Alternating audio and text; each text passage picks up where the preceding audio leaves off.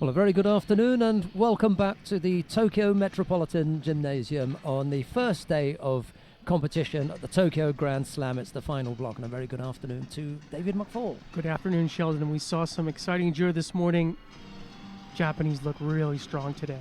Which, well, I was going to say, which of the weight categories are they particularly strong in? But given that we've just been running through this and having a look, they're all over the place. It's probably easier to see where they're weak. Yeah. In this case, it'd be 57, where both Matsumoto and Udaka are out. And probably the best chance for the Europeans to steal a medal today would be in under 57. With Hélène Rossovot of France, she in the final there, and against Yoshida in that final. Was it a bit of a surprise package, Yoshida? Oh yeah, I mean, considering the fact that we're looking at the beginning of the day with Matsumoto and Udaka, two world champions, an Olympic champion, and both of them are out. The real concern probably is really Matsumoto's arm and what the prospects are for the future for her, especially for next year. And then the other area where the non-Japanese may get a look in is in the under 60 kilo category, the final there with Beslan Madrano. Mind you, he's up against the former world champion in Takato Naohisa. That's right. And Takato is my man, I said at the top of the show, who must win today to secure his spot for Rio. And so far, he's done a good job. All right, well, we look forward to bringing you those 5 weight categories. As David has said, an action-packed day will now be followed by what we hope will be as action-packed in the final. Now, the first of the medal contests is in the under 48 kilo category. It features Natalia Kondratieva of Russia in the white judogi. She's up against Ebru Şahin of Turkey. It'll be Kondratieva in white and Şahin in blue. Şahin has been a bit of a surprise for you today. What do you think of her performance? It's odd, isn't it? You know, if I said that, just trying to think, Shishime was a bit of a surprise to me, you might say, well, to be honest, and he's done that and that because you see him more often than I do. Şahin we see on a reasonably regular basis, and she's fairly well up there. That's a good girl. She looked good in her in the last contest. So, yeah, she's this is the right area for her to be in, competing for a bronze medal in a Grand Slam. For me, yeah, she's done okay. Not a surprise for me. Okay, no offense to Şahin. No, not at all. No. Not at all. I mean, you would have to be looking at judo, inside out all the time in order to pick up on. These are not also rounds because they're competing for a medal, but you would have to be, an absolutely avid judo watcher in order to pick up on someone like Şahin, who's probably, 17, 18, 19, 20 on the IJF World Ranking list. So how would you be expected to know the top 20 in 14 weight categories? That's a lot of judo to be looking at. It just so happens that that's my full-time job. So I was going to say, I don't want to play the Mutual Admiration Club here, Sheldon, but you fit the bill as far as the person you're describing. Exactly, a super nerd. So, even if I have to say so myself. As far as the names and things like that, yes. I don't, go into too much of the study and all sorts of stuff. It's, I don't know. I'm not sure exactly how to explain it. But it comes with the territory. You're there a lot. You're going to get to see people like Şahin, who's not their number one, by the way. Close, but she's not the Turkish number one. That mantle is currently in the hands of Dilara Lokmanahim. I'm sure you know the name because it's an unusual surname, Lokmanahim. She's the Turkish number one. Ebru Şahin is not that far behind, maybe 5-6 places. So. And Kondratieva, she's fairly similar position. She's not the Russian number one. You've got Rumyantseva, Dolgova, who's sitting 2 or 3 meters behind us. She's just sitting up there. There's Alessia Kuznetsova. There are a few of them at that weight. Yeah, earlier today when I was talking with Dakota Davis, she was also the same. We were both pleasantly surprised by Kondratieva's judo today. But if you're a judo nerd, perhaps not so much. Yeah, and she's been around for longer than Dolgova and Kuznetsova. They're really who the spotlight for the Russians is on. See, that's not a bad effort. Slightly untidy at the end. We're going to try and work on the ground. This strong little fighter, Kondratieva. That is a hard category for the Russians. You know, where they're going to go for their pick. But it's Dolgova and Kuznetsova who've got the better looks at the moment. Yeah, there's another one. You know, sooner or later, somebody is going to get really done with this. Well, now's a chance for them to have a look at the replay. We saw it with Abby Newman in the final of Rio.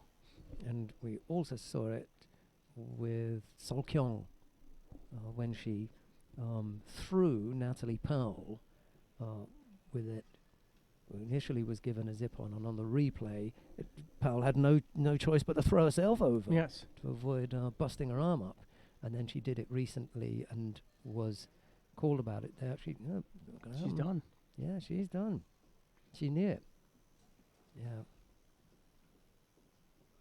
Where this stems from poor execution of the technique, you've got to do them. Yeah, the arm slides down. Yeah.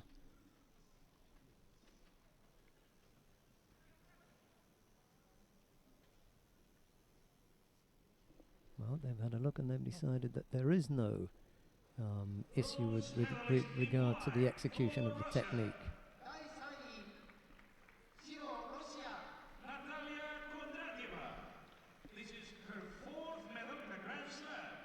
So things sort of start off on a kind of an odd note here.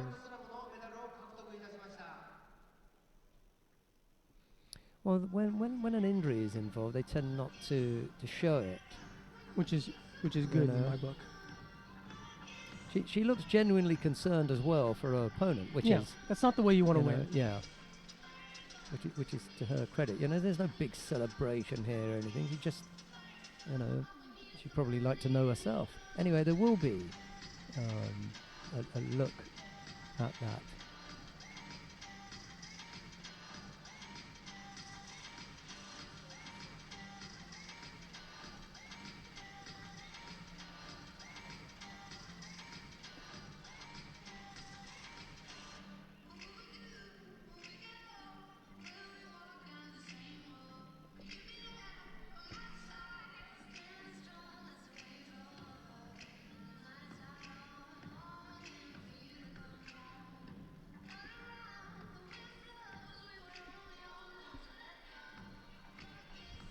Yeah, David's quite right. It's not the way that anybody wants to see a contest ending up, and it's unfortunate for Ebru Shaheen that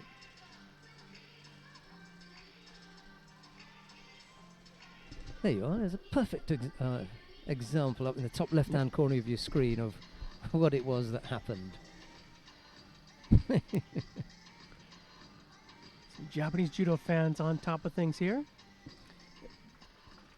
It could be a combination of things, maybe Shaheen's arm got trapped in there.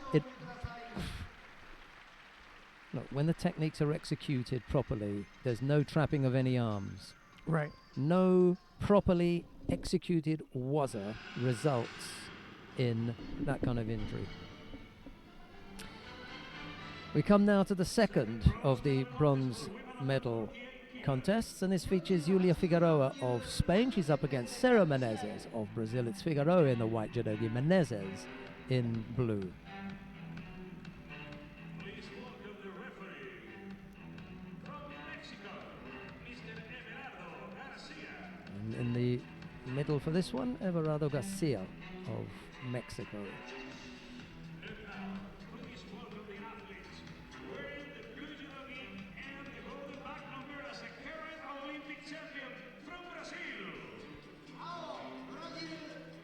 Well, she's still got a few months of wearing the golden back patch.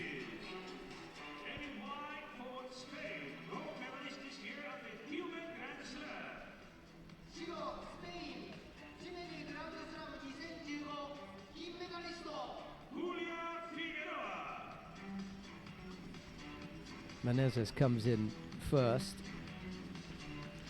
She looked in pretty good form today, I thought. Some good Newaza I saw early on. Yeah, there were a couple of occasions when you thought, oh, this may be a stiff test given the background and the lead up to this, and then she came through really well. It was Asami, I guess, that took her out, right? Yeah, she fell at the Asami hurdle, and she was leading. And Oh then man, that was yeah. incredible ending right there. dig deep. 10 seconds left and gets a Wazari. Yeah. Mark of a champion.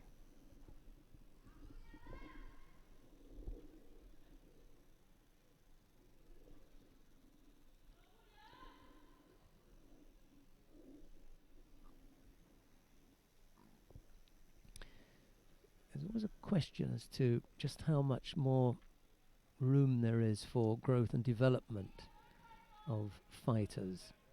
Have we seen the best of a particular fighter, or are we going to see an improvement? And Figueroa, in the last year, has improved immeasurably.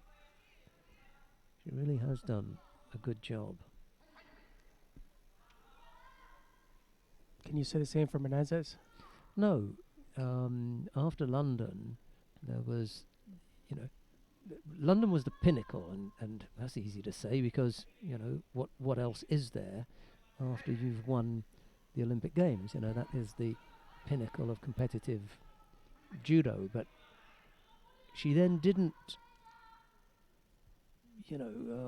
sweep past a whole host of other opponents. What happened was a number of lesser achieving opponents then began to beat her, which is not the case for someone like Harrison or whatever, Right. Matsumoto. Matsumoto was not off the ball, she just wasn't interested. She was injured. Well, she was injured for a while, and it took her a while to get back in the game. And But when she did, she sparkled, and only now are we seeing that same kind of spark from Menezes, and it was a little bit late in coming, because in the meantime, Matsumoto has gone on to win the World Championships, right. which is admittedly a few months ago, but we haven't seen that kind of, showing from Menezes. Well, to be quite honest, if you were going into London, Menezes was not your pick for a gold medalist. She was a bit of a surprise. Yeah, she's Podium, yes. Gold medal, no. You see that kind of ability to pick up on the smallest mistake. Beautiful. Yeah, right, Beautiful. so it's not just a question of the Ashiwaza, but even when Figueroa appears to have the initial Ashiwaza covered, she then gets turned. Yeah, her reflexes, if you will. Yeah, Perfect. yeah. She's done that a couple of times today. She'll pick up a penalty for stepping out here. Well, I think the real test for Menezes was after she won the Olympics, and then they had the World Championships in Rio. The pressure was on her, and she didn't come through. Yeah. And thankfully for the Brazilians, Silva came through later on. Yeah.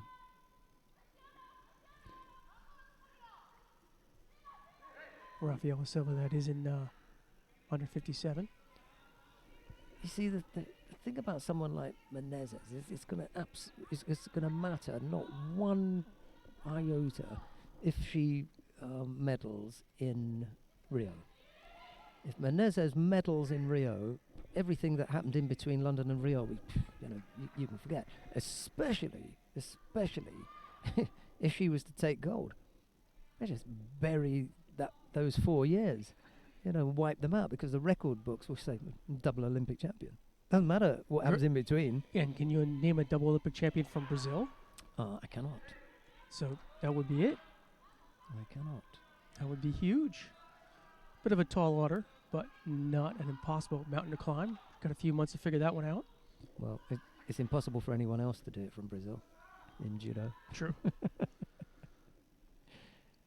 She being the only Olympic champion from Brazil at judo at the moment, so it's not going to happen. But she could do it.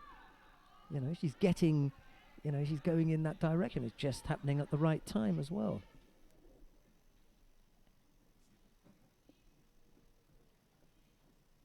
I mean, in the next 6 months, we'll be talking a lot about cycles and peaking and things like that. And and see how that pans out. Yeah, she just got the right amount of sharpness. There were 3 things in that one attack, and that's what you want, because the more your opponent has to deal with, the less opportunity they've got to produce anything, of their own. And she gave her 3 things to look at here. There was a missed attack, there was another follow-up, and then there was a follow-up after that. So, that's the kind of sharpness, that's the kind of bite that you want your fighter to bring to the contest. And Menezes is beginning to show that.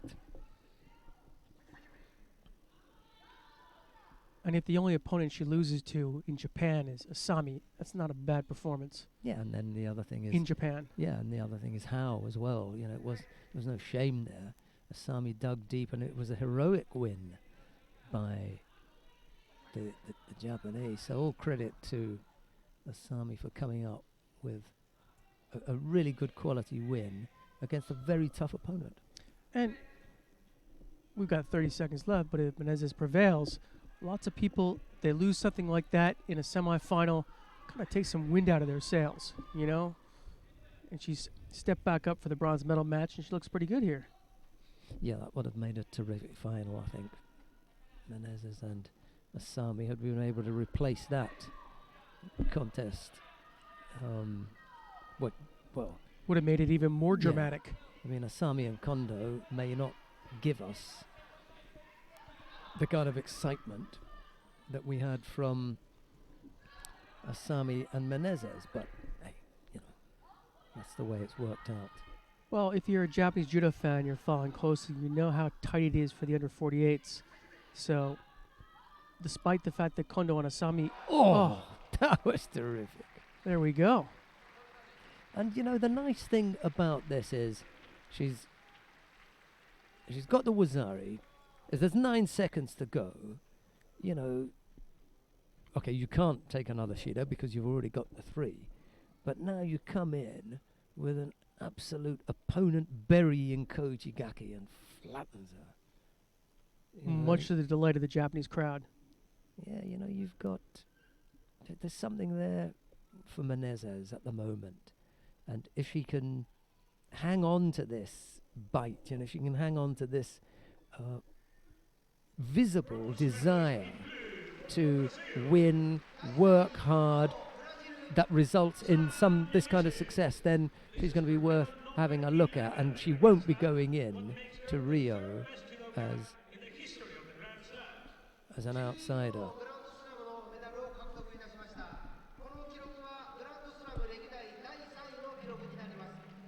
And the Brazilians had kind of a tough outing in Jeju last week, and looks like at least they've got one on the podium.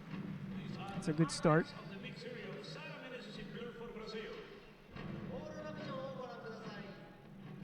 She never really intends to do anything with the Seoinage top. But it's that split second when the Seoinage top hits Figueroa that freezes her, but by which time she realizes, and it's too late, that the leg is hooked in and she's not going to go forward. She's going to go back. It's too late then. She's already reacted to it. Well, that brings us to the final, which we've been talking about there. Yep. And it is Asami Haruna. She faces teammate Kondo Ami. The 2 Japanese will go head to head. In the middle, Nuno Carvalho from Portugal. He gets to take control of this one. Well, Asami's nemesis last time round was Fukumi.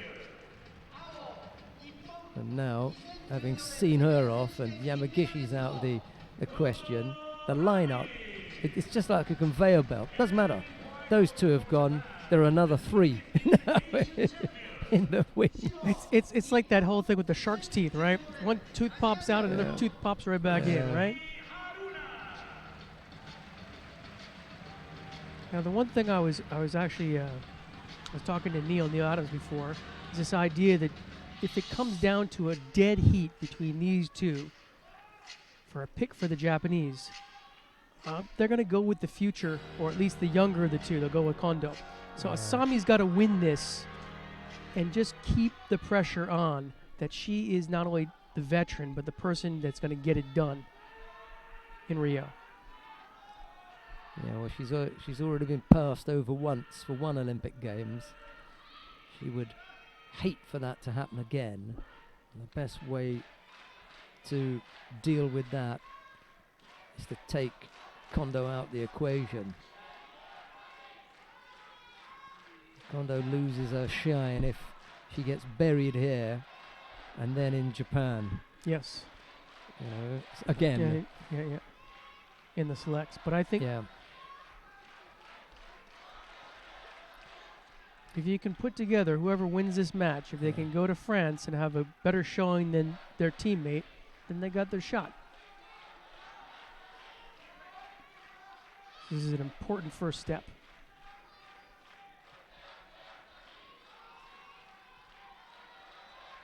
In a way, the head-to-head should be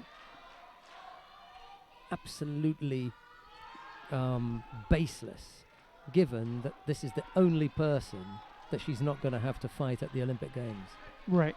You know, so Yeah, exactly. you know, it's just bragging rights here. Right. You know, it's the performances against your potential opposition. And when we look at that, Kondo came through a pull. She knocked off Krasnicki, who had already defeated Galbadrak. Then she knocked off Brigida, and then Ebru Shaheen. So that's a reasonable little run out. You know, those are some good names of fighters that will get the picks for their countries. So you know, that was good as far as Kondo was concerned. As far as Asami was concerned, she beat the Cuban, Mestra Alvarez, and then Russia's Kondratieva, who's won the bronze medal, and then Menezes. So you can choose who had the harder route to the final. I would say in terms, if you were looking at average quality of opponents, I give the edge to Kondo. But the way that Asami beat Menezes, it was a kind of a gut check, right? Wait a minute. In terms of quality opponents, the Yaris Mestra Alvarez of Cuba, that was the first one to fall. I see you're setting me up here, aren't you? Yeah. Okay. Natalia Kondratieva, the Russian, she's just won the bronze medal. And then you had Sarah Menezes, the Olympic champion. That we were saying just before with the Russian, that the Russian was not someone that we would have, you know, she's not the top draw of the Russians, right? Mestra Alvarez I could see for Cuba, right? But I don't think that... In a minute, you're going to see the Russian again. Okay. And when you see her, she'll be on the podium. But is she going to be the top pick for the Russians when it comes to the Olympics? My question for you, it doesn't matter. She's on the podium. We're talking about who had the hardest route to the final today. Not one of the players that Kondo fought is going to be anywhere near the podium. Today's podium. Not one of them. But we were saying about who would actually be their country's Olympic selects. No, that was never the question. The question was who had the hardest route to the final today. Well, the way you're phrased... Anyway. Who had the hardest route to the final today, Asami or Kondo? And then I read through the names. In any case, we're a Shido apiece with less than a minute left. As we babble on, the action continues. Someone's got to keep this place straight. There should be a play-by-play eventually. I'll tell you what, this is the best. If you're sitting at home and you're watching the two Japanese battle it out, and you'd like a little bit of spice, the best thing that you could have is Sheldon and David to go head to head as well. It's great, you know. It's a perfect compliment to what, for the time being, on us. Oh, that was a beautiful effort, look right there by and Kondo. Going to score big. Wazari. The only way she kept. And look at the smile. Yeah. She knows. That's done now.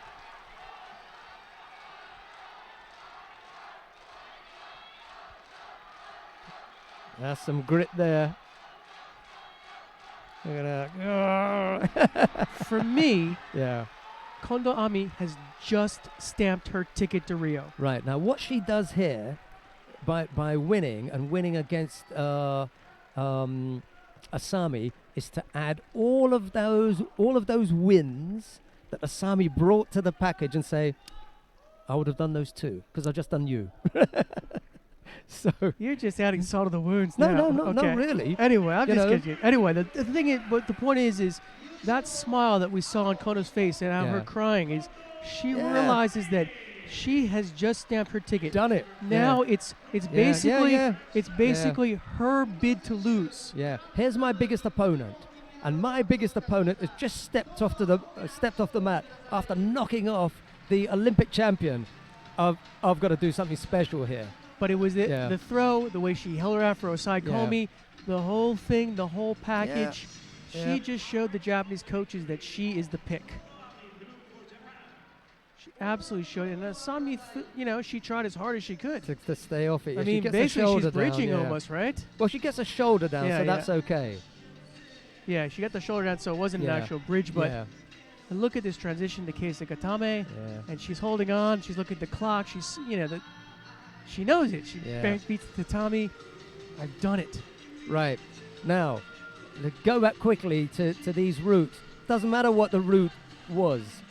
That's immaterial now because Kondo stuffed Asami. So I can sit here and wax lyrical about how hard a route it was. Doesn't matter. Kondo came out the winner. And we don't always see that when one country faces a compatriot in a match. I'm not even going to go there with that one. But I'll just- tell you what, it was uppermost in my mind. That was a fight. Yes. Coming up next, the first of the bronze medal contests in the under 60 kilo category. Felipe Kitadai of Brazil faces Shishimi Toru of Japan. It's Kitadai in white, Shishimi in blue, and it's Gary Takamoto in the middle. There we go.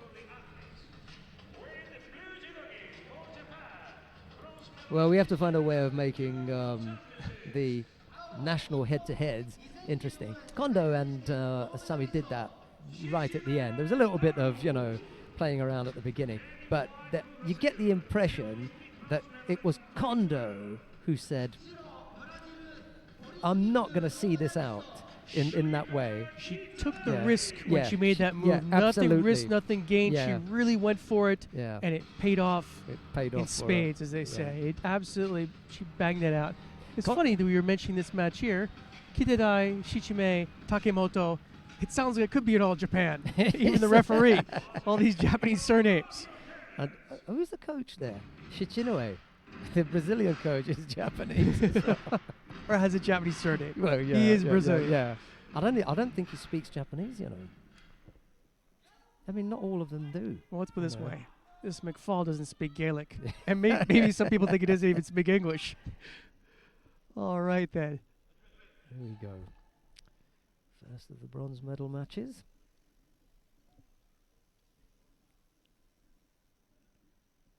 Kitadai looked energetic in a couple of his earlier contests. Let's see if he's saved a bit for the bronze medal match. Well, I said this morning that the Brazilians had to get things going. This is a pretty good outing here for Kitadai, especially if he can translate this into a bronze medal.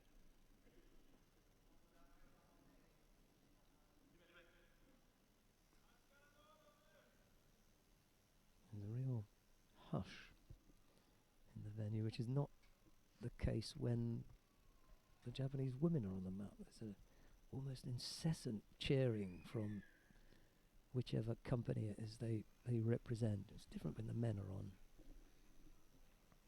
Yeah, it really is a kind of an odd thing that the corporate sponsors tend to rally around the women's teams, but Yeah. for the men, it's not the case. I was going to say is that you could be watching a chess match. Yes.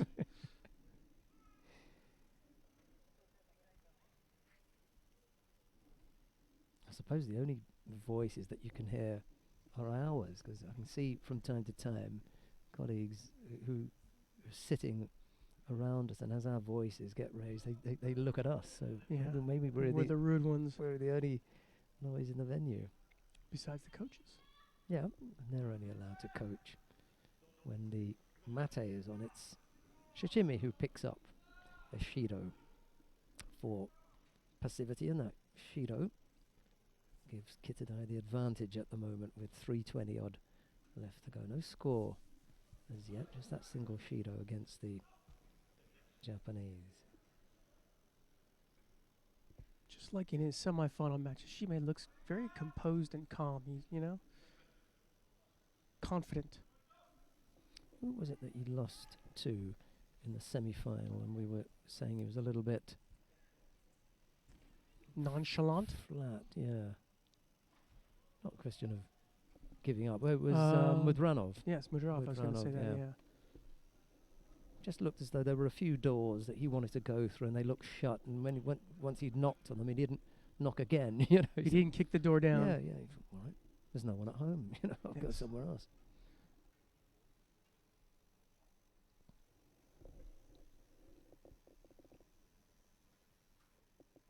I was just thinking, I would have liked to have seen him knock harder. That was a good look know. there. Yeah. Have another bash.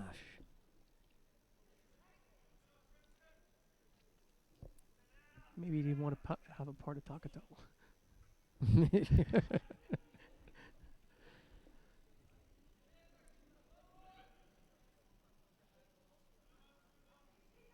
So just a Shido apiece here. I'd say thus far Shichime has had the better quality attacks. Couple of Uchimata looks.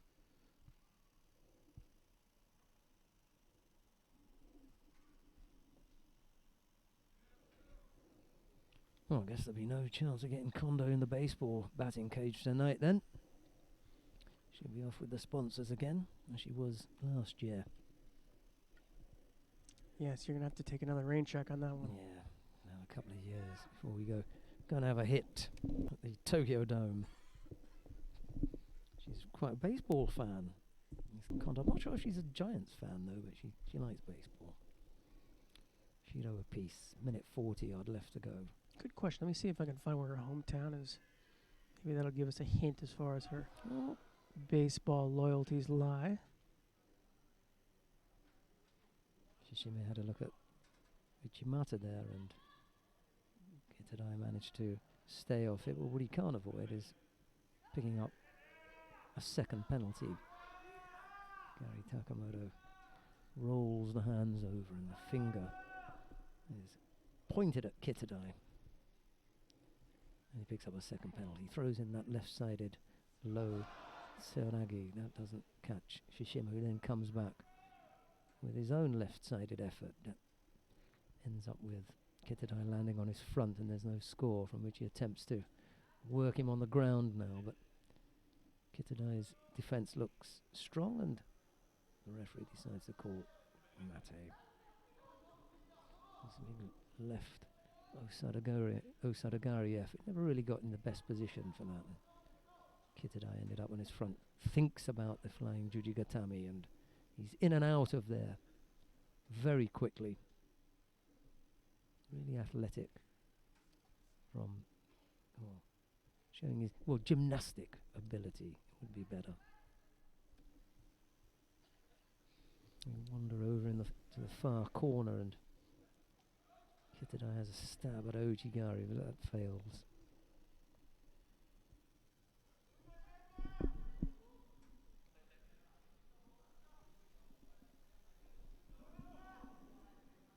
Well, Kondo hails from Nagoya, and that would make her a Chunichi Dragons fan if you're following Japanese baseball.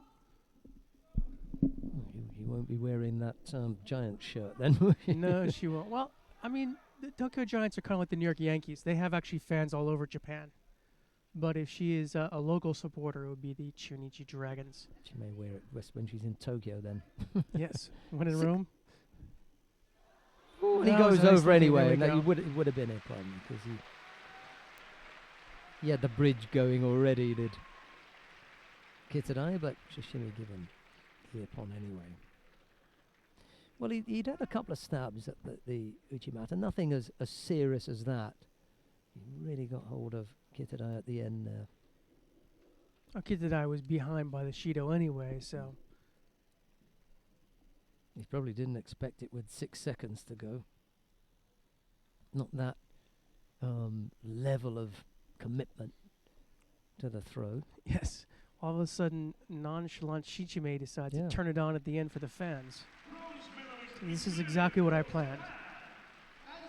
I just thought I'd have them, well, not on the edge of their seats, but catch them by surprise. And he caught Kitadai by surprise as well. Really nicely executed Uchimata. Here's the replay. Yep, you saw that bridge there. Yeah. It's a funny execution because they move. You see, he doesn't move the support leg. Right. Kitadai walks onto it as opposed to Shishimi stepping into it. But he steps right where he wants him to go to, so no need. Timing, Yeah. timing, timing. Wonderful. Nice stuff. Right, coming up next, the second of the bronze medal contests in the under 60 kilo category. Aoki Dai of Japan faces Kim Won-jin of Korea. It's Aoki in the white judogi and Kim in blue. Jose Manuel Cortez of Spain is the referee for this one. They've been given really smart-looking ties for this tournament, the referees. The 2015 Asian champion.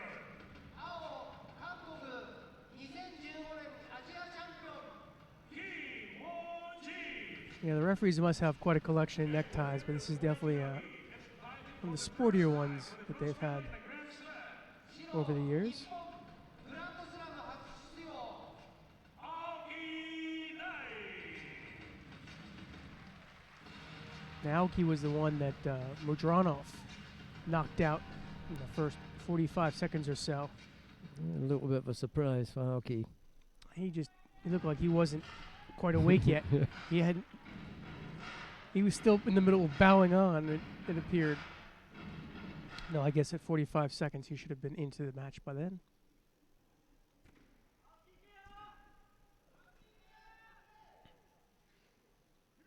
Well, he better be on his mark here because Kim looked really fantastic in Jeju, and I suspect we're going to see that Seanage right now. Maybe not.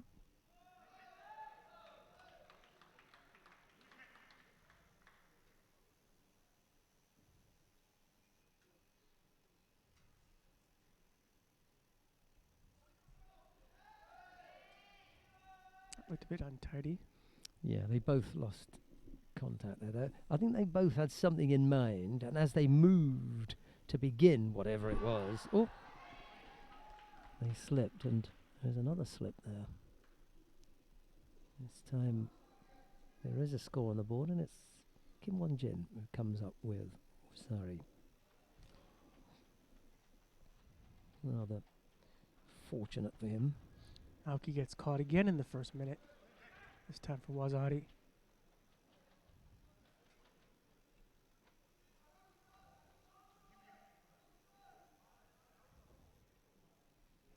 Yeah, he's just in the wrong place, going in the wrong direction. Kim feels that and makes room for him and brings him down onto his back. It was a kind of counter, though. It was hard to see what the initial Yeah, throw was.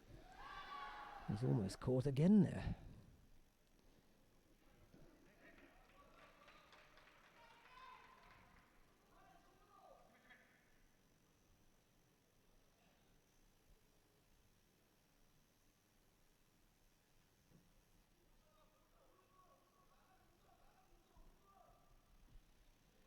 Aoki looks there for Juji Katame. A little bit speculative on his part. Didn't fool Kim for a second.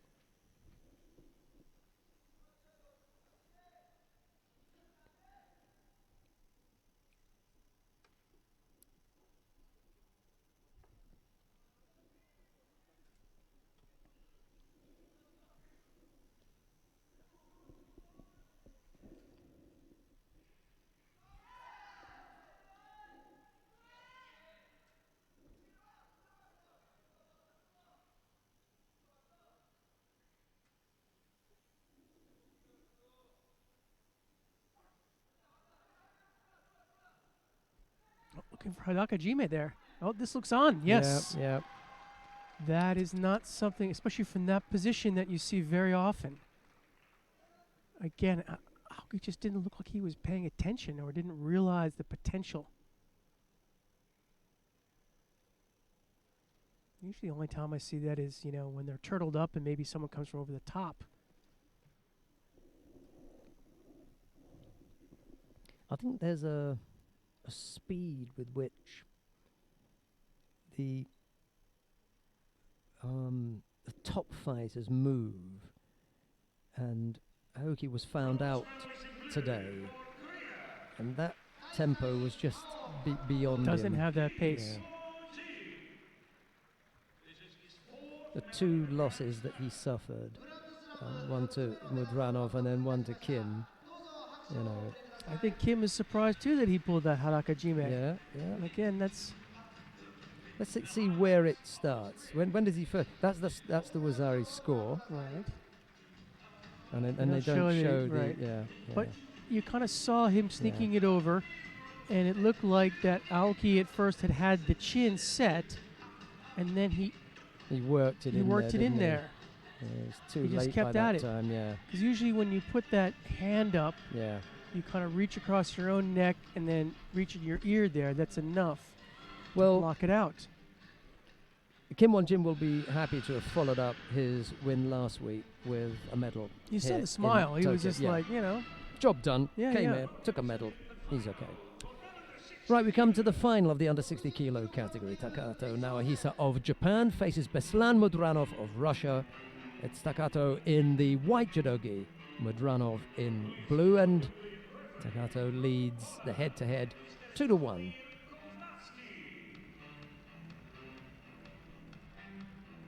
Vladimir Kownacki of Poland. Sławomir Kownacki is the referee in the middle for this one. This could prove to be a tighter match than I thought originally, with only 2-1 margin to Takato.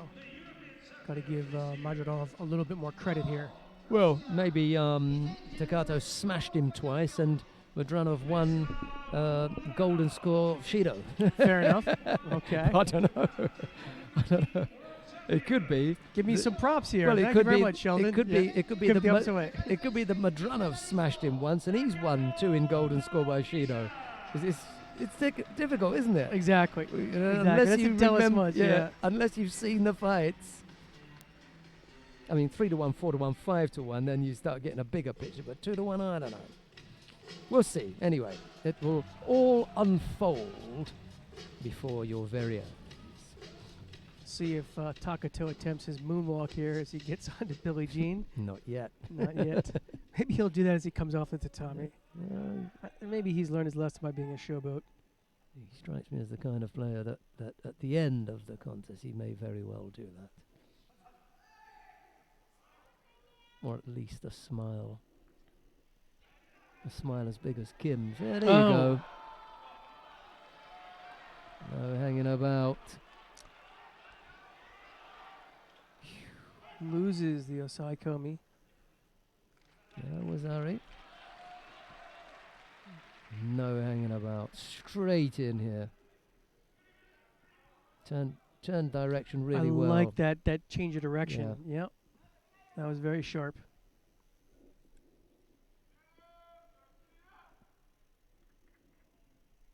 It's Mudranov who's going to have to settle now. All inside the first half minute.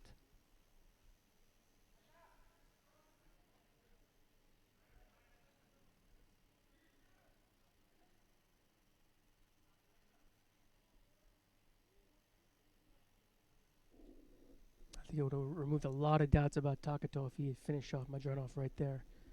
But he let him escape with that Osai Komi.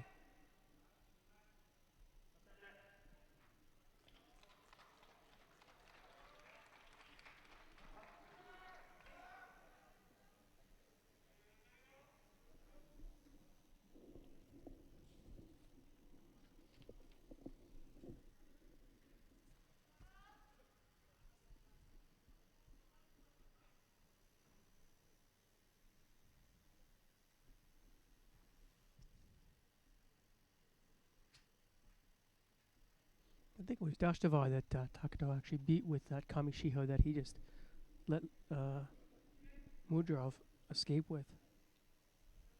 Didn't quite tighten that thing down.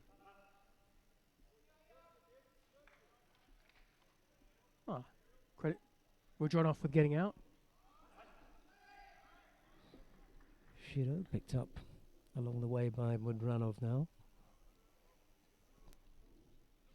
Just as he's thinking things over, he's had a couple of minutes on the mat with Takato now. That almost looked like Kondo there for a second. Nice, aggressive Osotogari.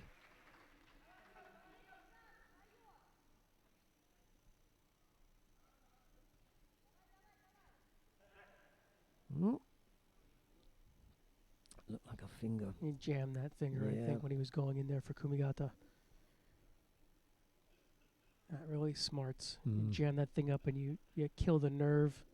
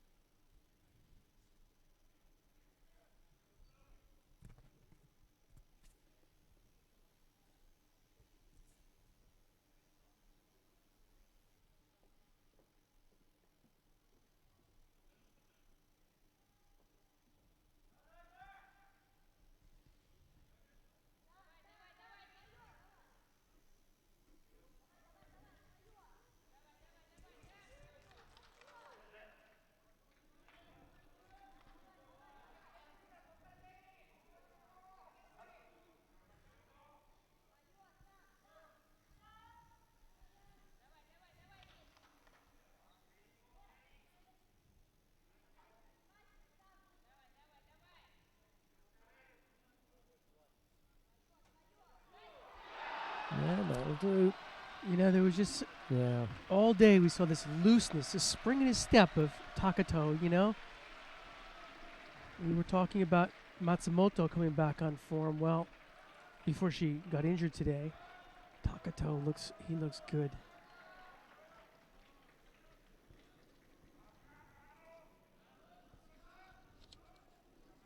And he's got a little bit more work than Kondo, I think, to punch his card to Rio. But this is a really good first step. Yeah, he was a little bit too hot to handle for Mudranov. And it's Takato Naohisa of Japan who takes the gold medal in the under And he gets a 60 little kilo choked up. category. Well, you know, they're being tested here. They know. What I said at the beginning today, he had to win today. He did it. He had to win.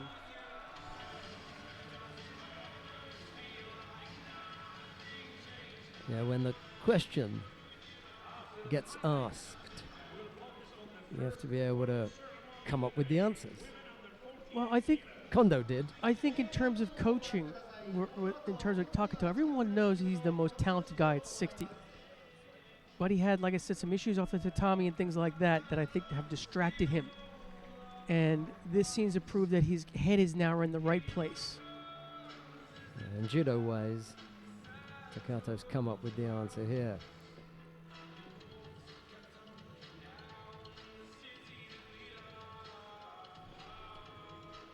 I think we've got the awarding ceremony for the under 48 kilo category. The fighters are taking to the presentation podium down at the far end of the competition hall. Let's wander down there and see who we've got.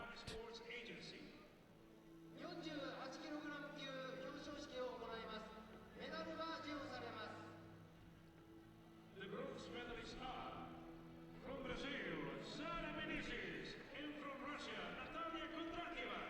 Bronze medals go to Sara Menezes of Brazil and to Natalia Kondratieva of Russia. Silver medalist for Japan, Asami Haruna. Silver medal goes to Asami Haruna of Japan. And the gold medalist for Japan, Kondo Ami. And the gold medal goes to Kondo Ami of Japan. David. Silver medal is always a tough medal to tape. This might be the toughest silver that Asami has ever received. You just look at her sometimes and think, always the bridesmaid, you know. I hate to say this, but she's kind of like the, well, you were talking about Yamagishi before. Someone who just there and has all the tools, but there's someone who just has that little bit more.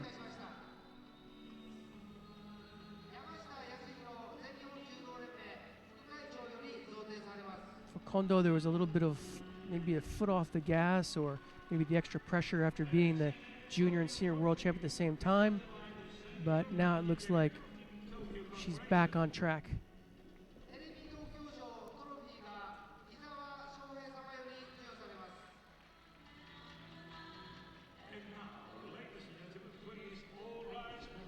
Right, so for the first time, but not the last today, we're going to hear the national anthem of Japan.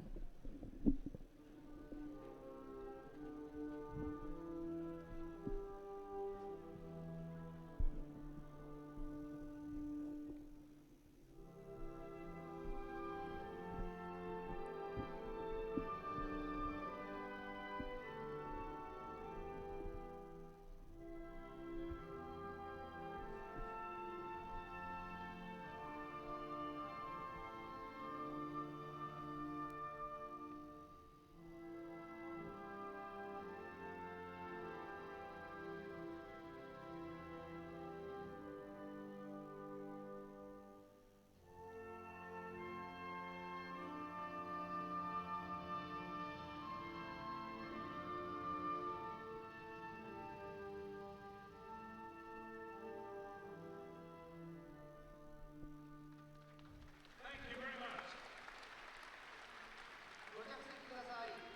Group picture with our dissenters and our heroes of the 48 fila. Menezes and Kondratieva were the bronze medal winners. Asami took the silver, and Kondo, with that beaming smile, guess what she took? I wonder whose decision was to have the award presenters wear Western dress. I kind of liked it when they had the kimono and gave it more flavor for Japan, right? Absolutely. Yeah. A kind of Ralph Lauren smart That blazer could be type anywhere, thing doesn't do right? it for me. Doesn't do it for me. And the Mm. Koreans last week were resplendent in beautiful national dress. It was exactly the word I was Mm. thinking of. Exactly. Yeah, they look wonderful. Right, coming up next, the bronze medal, the first of the bronze medal contests in the under 52 kilo category. Annabelle Urani of France faces Nishida Yuka of Japan. Another bridesmaid. Yeah, it was just as tough for her to lose to Nakamura as it was. Yeah. Edison Minakawa of Brazil is the man in the middle for this one. And there is Nishida. Picture of happiness. She's got a really nice smile, you know, when she When she smiles. when she smiles, you know. But she's got the game face on right now. She did well in the Kodokan Cup. She won that, which got her here. Annabelle Urani. I wonder if family are watching at home. 5, 4, 3, 2, 1. 9 o'clock in the morning in Paris. I suppose family could be watching. Salut, everybody there. In maybe they're not watching. Maybe they're what? Possible. In any case, it's Urani in the white judogi, Nishida in blue. First of the bronze medal contests in the under 52 kilo category.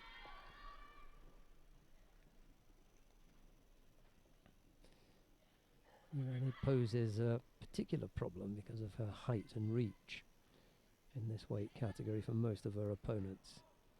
Nishida poses a twin threat of really nice throwing skills, Sode Tsurikomiyashi, Koji Gari, and lightning fast transition into Niiwaza. So Urani will have to be on her toe. She's not as solid, I don't think, as Shimoto Yuki or Nakamura Masada. right. There's the Koji Gari I was talking about. It's solid by that. I mean, not that she doesn't put them away when they're on the ground. It's Kosoda, actually. It's the finish.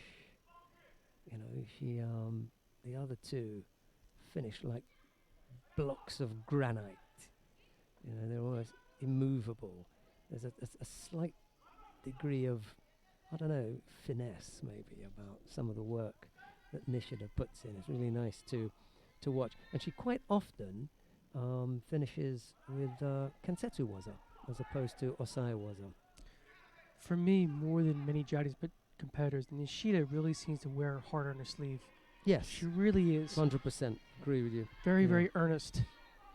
Yeah, there's no secrets there. You feel for her when she loses, and yeah. you feel for her when she wins. Oh yeah, she's all smiles or all tears. And actually, sometimes when she wins it, they're also tears. Yes, a different variety. Never really got to grips with that Maki Komi, did she? You could see at the end she was falling away. That was the thought. You can see Urani is just using all that leverage you're talking about, and Nishida's picked up 2 Shidos, even though she looks kind of active to me. Woo! And that's going to score. Unbelievable, yeah. I couldn't, those long limbs I mentioned, just couldn't get off it. Up and up and up went the left leg. There was like a hook look to it at the end, wasn't it? It was a slightly ungainly looking effort in the end, but it got the result. Reminds me of Jim Furyk's golf swing. He's got a little bit of a hitch in this golf swing. Doesn't look beautiful, and but it's now- effective. Sorry, go on. But in any case, Nishida gets a bite back. Yeah. The Yuko here. Should have loved to have been allowed to finish off in that Yoko Shiogatami. Just the Yuko and As you said, trap that's the an leg. Yeah. opportunity lost right there. I think there will be others. Minute 40 odd. And Nishida's got to level things up here because Urani still leads by Wazari. Well, I think it's got to be a Wazadi, which is a little more than leveling. She's got to take control of this match. She can do it. Got plenty of time. Yeah, she scores Wazari here, she wins. Or at least puts Urani behind the 8 ball. Thought about another Ichimata there. And she did a little better Urani. job in nullifying that Yeah. time. Didn't really lose her center of gravity, didn't get too high. Labi Ben Dawood in the chair for Annabelle Urani. Only came back to judo to get back on the national squad for a couple of years, she said, wasn't quite finished with judo after she went away and had a family. Thought, yeah, and completely stopped. Stopped judo completely.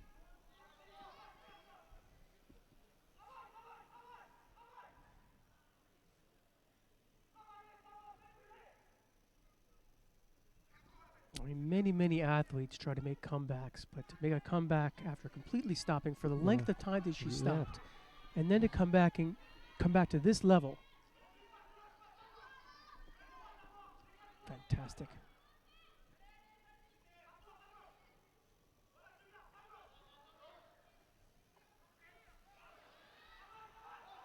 And she'd have had a look there for a second. She lost to Xiang Gongmei in Beijing, the double Olympic champion. Can you imagine that? Double Olympic champion, Xiang Gongmei. Not many of those around, is there?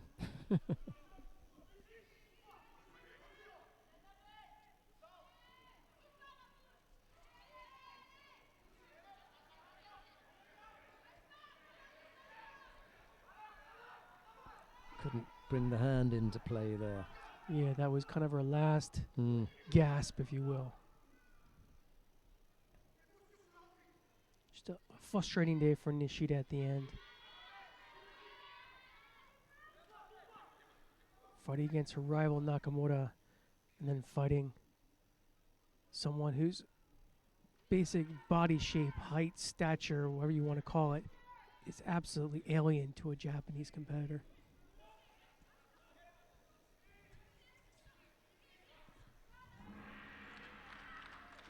She kind of gives a wry smile like, ah. Delighted with that.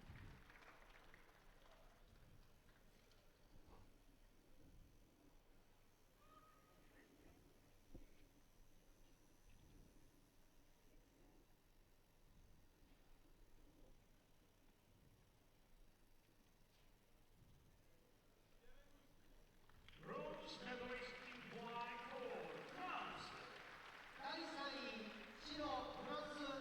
Annabelle Gavani. This is her fourth medal in the Grand Slam.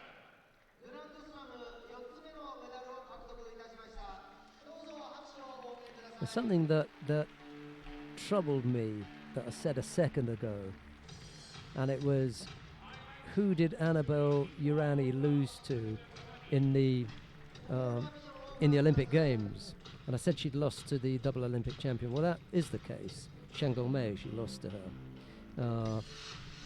If we go back a bit further, where was it now? In Athens. She'd lost to her in Paris, but she then lost to her in Athens in the semi-final. And I said Beijing. Athens, 2004. Just She was at that level. She's just taken the bronze medal here, and she was at that level in 2004. 2015 now. It's 11 years ago. What a thing, eh? and the only guy who was hanging around that time was Iliadis, right? Yeah, that is the only. Yeah, there may somebody be sneaking about, but not at Not this, at that at this level. level. Yep. Quite right. Not at this level. And that also stymies this idea of an all-Japanese under 52 platform. Yeah, Annabelle Urani has stuffed that. They'll still definitely take the top two Yeah. steps. The second of the bronze medal contests features Marin Krea of Germany. She's up against Hashimoto Yuki of Japan, and if Krea does this, it could weed it out further, couldn't it? It could. It could. It'll be Krea in the white judogi, Hashimoto in blue.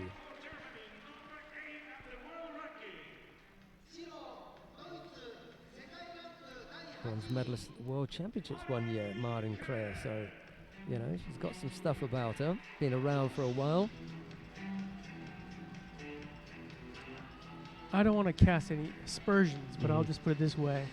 When I see people like Nishida go out, I just go, am I going to see her again in Tokyo? Yeah. I mean, no, it's she it's fought valid really, really question. hard to get here. Yeah. And I have to say, whether she wins or loses, I don't know if we're going to see Hashimoto again in Tokyo. Yeah, I think you're right. You know, there are so many opportunities that can be given to a fighter before a coach says, look, it's not that you're not a good fighter. It's not that I don't think that you could do something in the future. It's just that I've got these four others here who I also believe could do something in the future. And you've had your turn. I want to give someone else a shot. Well, I Yeah. think that wry smile that we saw with Nishida is, I think that perhaps if she had not won the Kodokan Cup, she would have been one of these picks. Yeah. And so she's like, I got myself here, and I'm just not there. Yeah. And Nakamura was the real, the straw that broke the camel's back in a way.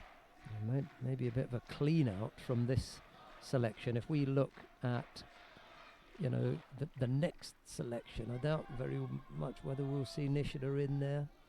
As you say, Hashimoto may not be in there. Ishikawa Megumi, who blew out the 57s, we may not see her. They're all for very good reasons. Chance on the arm here. Decided to go for the Osaikomi, which is her strength. Well, that looks pretty tight, doesn't it, the foot? Well, I think all these veterans, right, they kind of have this last little glimmer that they might Yeah. somehow make their way to Rio. And I think after Yes. that team is selected and Rio's done, I think we're going to see a slew of retirements and, Good point. So let's enjoy the moment. We've enjoyed the judo of Hashimoto Yuki Yep. for years, especially in the team championships where she was really the heart and Yeah. soul of the Japanese team.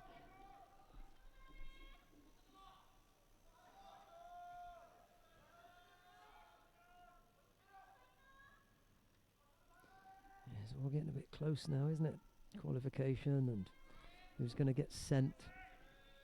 Very little time left now to change the minds of those who are going to end up making the selections. And there we go. Neat as ever. And if this is the way she finishes out things in Tokyo, this is a wonderful way to go. But Kroll actually ties up the leg, and yeah. she doesn't even get a score here. So the German has other ideas. Says not yet. Yeah, well, there's a third time to come, I think. This is it now. There and we go. finish. And that now is that. And the Japanese fans and the Kawata, they can feel it. This is her last blast of glory, if you will. She finishes off with the hand there to get that Yoko Shiho that's gotten her so many good results over the years. A very popular win as well. Hashimoto, in some way, compensation for not having gotten further in the competition. The bronze medal here wasn't what she came for, but hey, I'll take it. She says, I'll take it. Yeah. Hashimoto Yuki. This is her 6th medal in the Grand Slam. Well, it's not as though she hasn't previously met with success. 6th medal in a Grand Slam, so she's been a good girl for You've seen Japan. some smiles. I think she Yeah. kind of realized she Yep, was savoring yep. that moment. This Ma- is it. Because there may not be another. Yep. Yeah.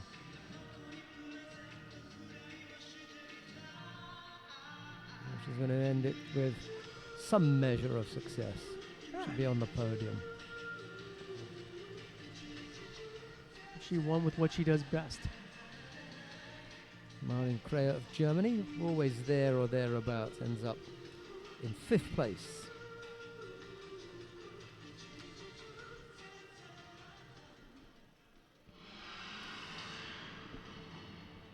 Right, we come to the final of the under 52 kilo category. Shishimi Ai of Japan faces Nakamura Misato of Japan. There are the two competitors. The youngster, Shishime. I would be genuinely surprised if Shishime beats Nakamura here, but stranger things have happened. Yeah, I haven't seen anything today to suggest that Shishime has got the beating of, one of the very top fighters in the world. So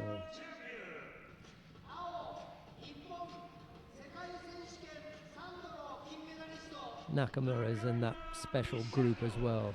Her 3rd world title put her in to that special group of fighters. And even if Shichime does take this match, it's not really going to matter as far as the pick. Yeah, it'll be a pat on the back. You've done really well. As I say, it's the foreign opposition that the coaches will look at more and see, how you've done. It could be that you could sneak in to your Japanese team every time, but when you go abroad, we find out that you're an absolute world beater. They're going to look at you. If you consistently, and I'm not talking about a Grand Prix or a Grand Slam, if they send you to the World Championships and you win the World Championships, 3 times, you're going to be a pick. Yep. And that's what has happened to Nakamura.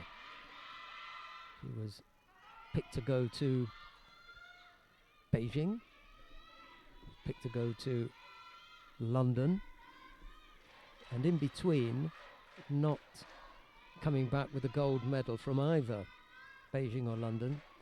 She's won the World Championships 3 times. So, Yeah, it's kind of, she's delivered the World Championships, but not the Olympics. yeah. And that's that. I don't think that will play into it. They're just, No, just timing. It's only timing. Those wins that she's had, probably a lot harder to win the World Championships 3 times than the Olympics once. right. You know, you're going to have maximum 5 fights if you're a woman. You're going to have maximum 5 fights. You know? You can see she was trying to set up there for the Sankaku Osaikomi. Probably only 4, actually. At World Championships. At an Olympics, sorry. And we've got quite the same numbers.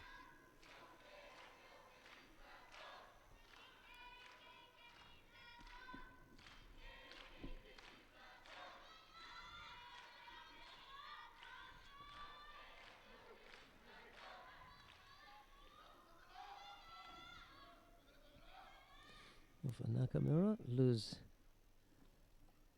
Oliveira of Mexico was the first round opponent. It got a bit tougher after that. Odette Giuffrida of Italy, and then in the semi-final, Nishida Yuka.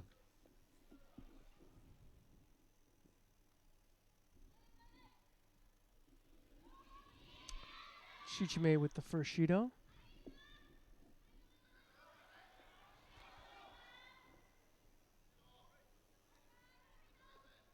See Nakamura just working Shichime over on the tatami there. See, for Shishime, she didn't have the first round bye.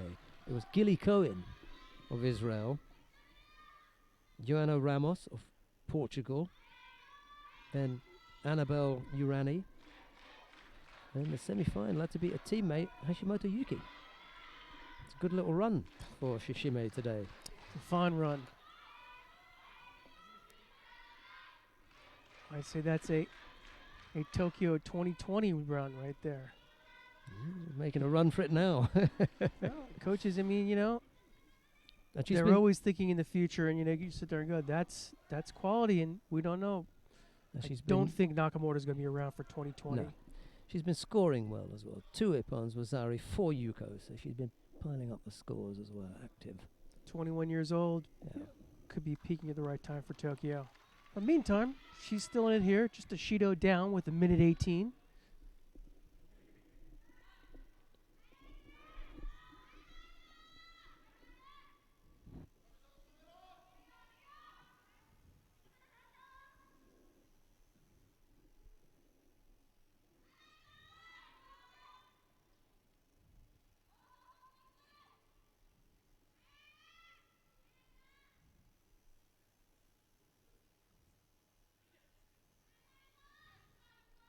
The Japanese must have thought that they were onto a really good thing with Nakamura Misato when they sent her to Beijing, and she came back with a bronze medal at 18. Great, you know. She just lost the once. You know, picked up the bronze medal, lost to the silver medalist in that competition, and then the gold medalist the Olympics after. She lost to the same fighter twice. So her Olympics have not been happy when she's faced Ann Kume. Third penalty now against Shishime.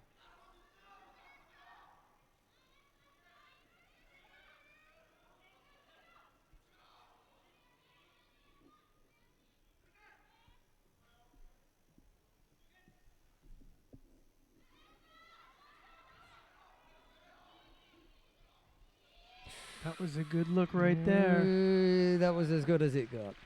Yeah. She kind of had that Kondo Ami look there, but didn't quite get the Kazushi that Kondo had. Nakamura Misato, the current world champion at under 52 kilos, sneaks past Shishime Ai. She picked up 1 penalty, whereas Shishime collected 3, and as a result of that, it's Nakamura Masato who will see collect the gold medal. 6 Grand Slam gold medals. Yeah, she's No done big smile, just done a the little stuff. smile there, but Yeah. mostly just mission accomplished. All right. I did what I was supposed to do. Took Right. care of Nishida and Shishime. We're going to have the awarding ceremony in the under 60 kilo category. Stay with us, we'll bring you that, and then we'll come back with some more live action. We've got the 66 and 57 kilo categories to come after this one, and it's only just after, well, just after 5:15, so I'm looking at, I don't know, maybe 6:15 or something like that, an hour from now. Heading out of here, report writing, Asahi dry drinking, feet putting up. Right, we've got the awarding ceremony in the under 60 kilo category. The medalists are all lined up there. The bronze medalists are for Korea, Kim Won-jin, and for Japan, Shishime Toru. 2 bronze medals go to Kim Won-jin of Korea. And it's Mr. Kim, president of the Korean Olympic Committee, who's handing out the medals, and Shishime Toru of Japan collects his bronze medal. Silver medal goes to Beslan Mudranov of Russia. Still manages a smile. The gold medal goes to Takato Naohisa of Japan. Mudranov kind of realizes a silver medal in Tokyo is a pretty decent accomplishment.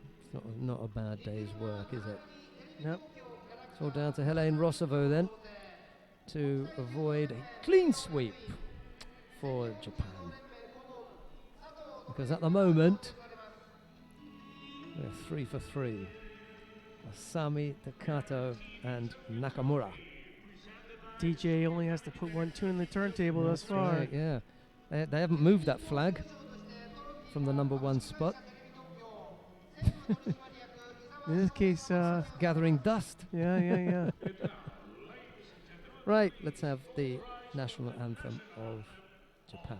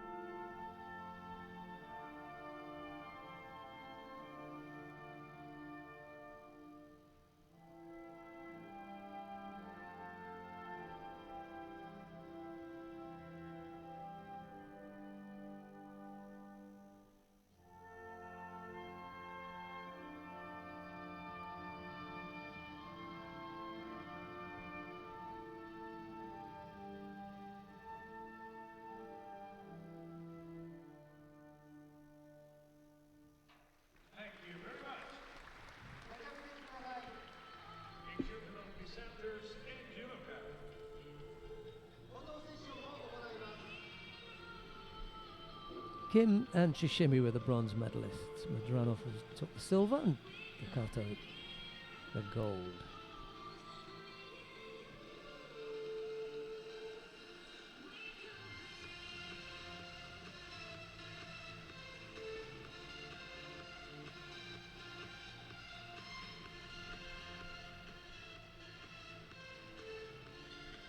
The next category will be men under 66 kilo.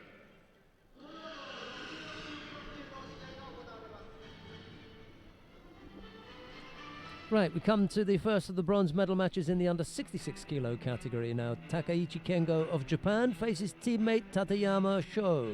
It'll be Takaichi in the white judogi, Tateyama in blue. Nashbat Bukbat of Mongolia is the referee in the middle. This one commonly known as Buko, or more affectionately known, more affectionately known as Buko to his friends. Always has a kind of smile on his face off the tatami. He's Real, a real. top draw man.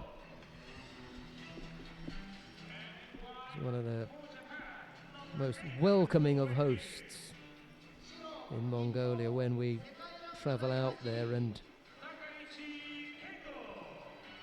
find ourselves, looking around for something. He's around. 5 fights so far.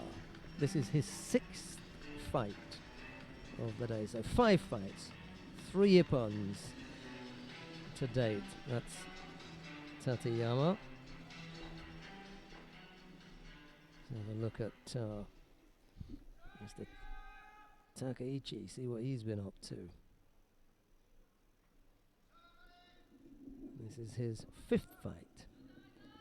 1 ippon, 1 was only 1 UK. A little bit of a, not struggle, but he hasn't been quite as high scoring as Tateyama. Make of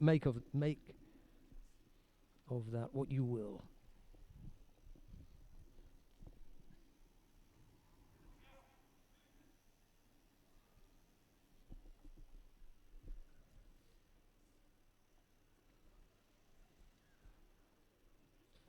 Low right-sided effort from Takaichi, but Tateyama's got that covered. It doesn't really threaten.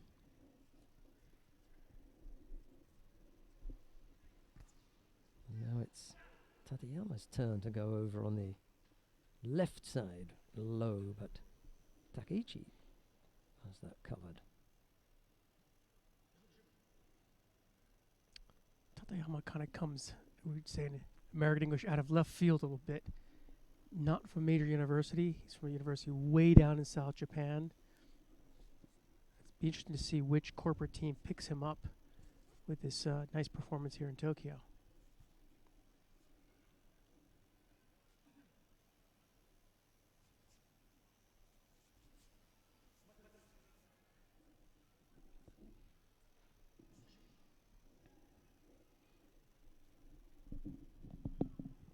As you said, he had a bunch of ippons today.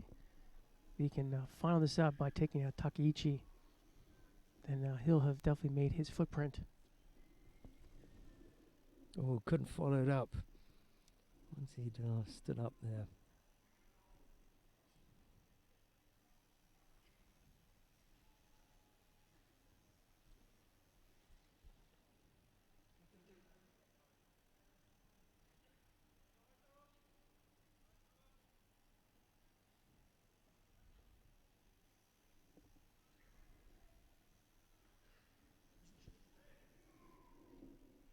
Signal from Buko to tighten his belt up, keep things neat and tidy. Nakoda Davis was remarking on the fact that the Japanese fighters always manage to keep their gis tidy during the contest.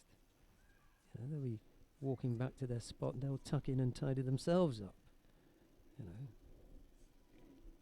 Got a point. There's a little bit of As you see right there. A little bit of tidying going on all the time, it's not a full-blown tuck-in, but just a little bit tidy. No,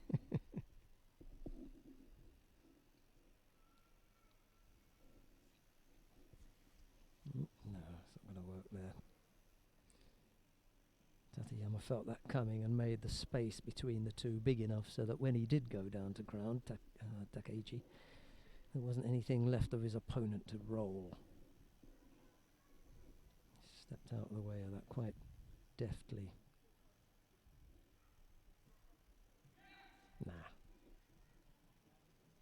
Oops. Oh dear, yeah. We should be able to finish him here. Oh, And the same question is being asked by everyone in the audience. You can hear them. How did he get out of that? It's absolutely out, wasn't it? the only thing I can think of is that Tateyama was not thrusting with his hips. He had the arm in the position. Or Takaichi's middle name is Gumby. Yeah, he hasn't got an elbow. Say double jointed. He dodged that bullet.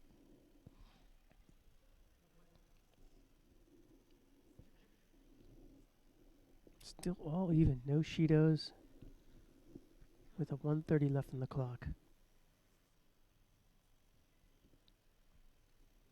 Yeah, they're both looking to make something happen. You know, they're looking to create an opening. Both going forward.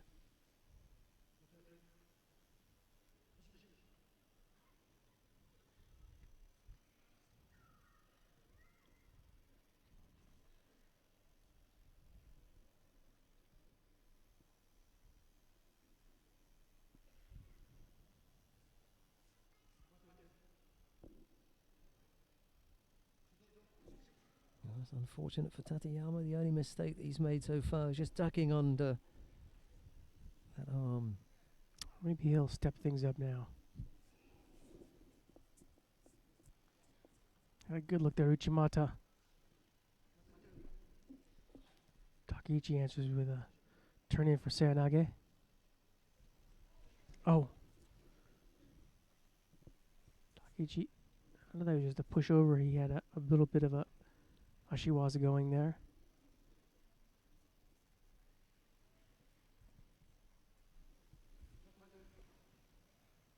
Good job of the referee.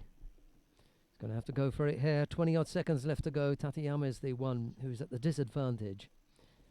He picked up that single Shido. Desperately trying to get a Kumiga to get something going here.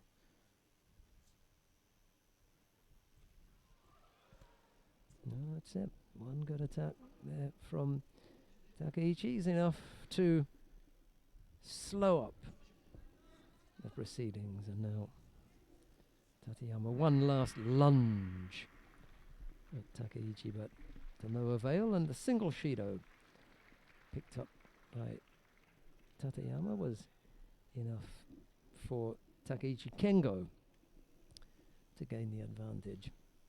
Takaichi really showed his experience there and just sort of, making sure, controlling the pace and waiting for Tateyama to make the mistake. And he kept attacking them with Seoinage, not risking picking up a Shido himself. The bronze medalist in blind for Japan,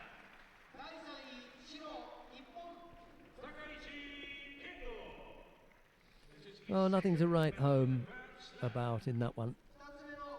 A very close battle, not an unattractive one, not one to write home about though, and it's Takaichi who squeezes past his teammate to take the bronze medal.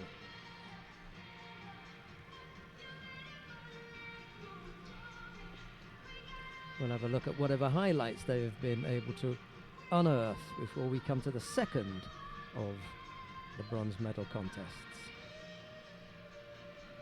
And this one features Davide Tumucheleg of Mongolia. He's up against Sergio Olenic of Portugal. It'll be Davide in the white judogi, Olenic in blue.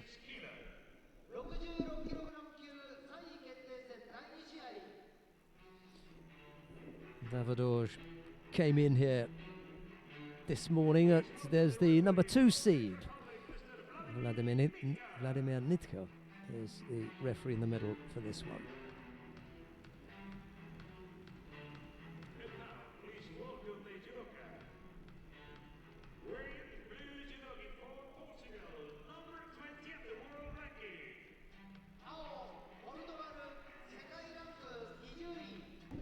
Sergio Olenic. I was saying earlier with Oliatic, he didn't have a great placing of Jeju, but something about it, he made an impression Yes, on me. absolutely right. But really nice judo. Yeah, he did a couple of things that were also good as far as judoka is Yes. concerned. Did he not have the cut head and he wrapped it up almost himself and he came out like a warrior? Maybe that was it, yes. And he really accepted it, with real grace. I think that was Oleanik. Yeah. Yeah. Good man. Yeah, good man. Up against a really tough man here in Davadoj Tumurkelig. Well, they make them tough in Mongolia, don't they? Yeah.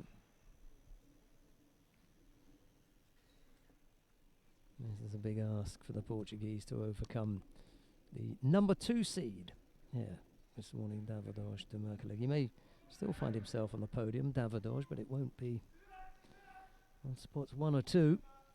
3 is the best that he can manage. He tries that right-sided Taratoshi, and Oleanik goes over, but not quite for the big score. You go on the board for Davadoj.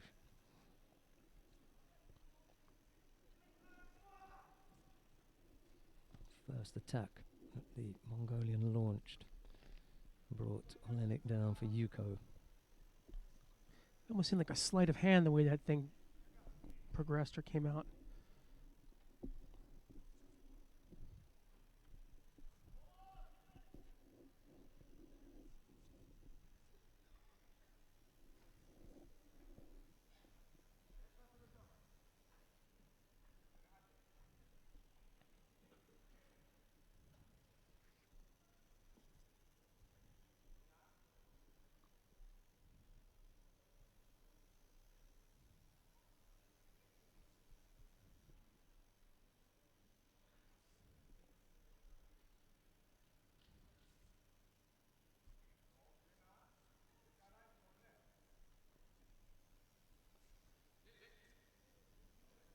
See from Shido's handed out now. Just one. Davadoj, judged by the referee to have been avoiding to take a grip. So he picked up that penalty.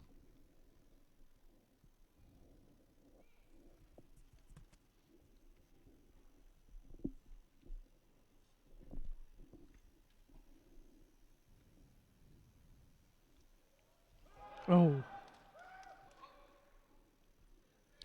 Again, not quite the big score that it threatened to be when he shaped for the technique. When he could have caught him and absolutely flattened him. Didn't quite manage that. Picks up a second, Yuko.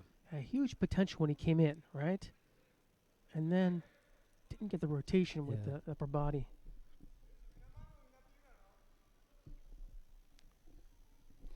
Two scores on the board for Davadoj Tumurkelig. We're a little over 2.5 minutes still to come. So half the contest. Gone almost caught there with the Ashiwaza counter. Any problems here with the Shimiwaza, but he managed to invent a way out there. So that was some creative judo right there. Yeah. To use all of his gymnastic skills to flip over and avoid getting caught. There's the chief, Mr. Marius Visa, and Mrs. Visa on his left. He's seen plenty of judo. Attends most of the big events. There's Mrs. Visa, and genuinely interested in the sport as well.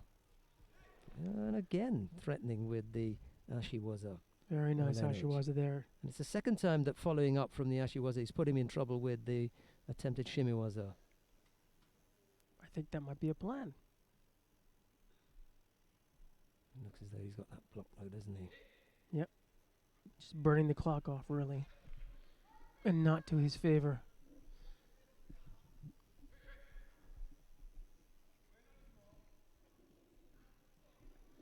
Still got some time left. 2 Yukos for Davadoj.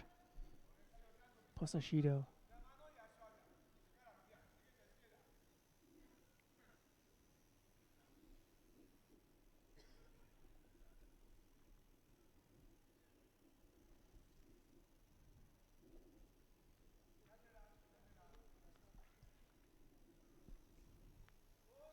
See, he's still toying with this Ashiwaza. I'd like to see him use that as a setup and then turn into something else. And I was just thinking, I'd like it, because he's threatened with the Ashiwaza, I'd like to see him do it the other way around. Because he unsettles Davidorj through the Ashiwaza. Mhm. Okay, so you know you've got something there. All right. What about the other way around, where you threaten with something else and then you follow up see, with the okay. Ashiwaza? Well. You know? Now, it could also work the other way, but he'll have to be really quick, because once he unsettles him, he's then got to launch the other. Well, But, then you can have the Ashiwaza go in and then do the Ashiwaza again. Yep. And I think Sanjasurin Miyaracha was one who had really good Ashiwaza. And then now, having spoken so much about Ashiwaza, it's Davidorj who uses that to bring Olenik down onto the tatami, and hopefully, well, for him, tie him up. But I think, you know, what you're saying earlier on about just burning up the clock when they're on the ground, that suits Davidorj perfectly well. Either way, this is an effective move here, Yeah. whether the leg comes out or not. He's taken 30 seconds off. So it would be a Waza Adi or nothing there for the man from Portugal. That's it.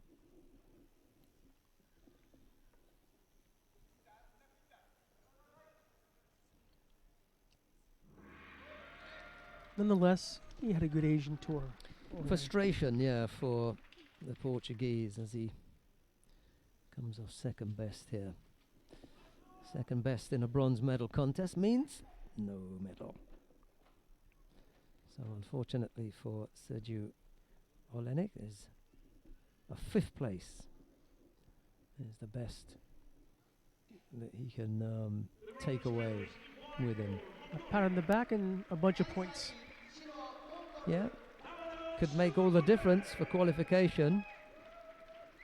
A bit of a Mongolian celebration. Little showboating. We didn't actually see that from Takato, actually. He was actually Yeah. pretty quiet coming off the mat.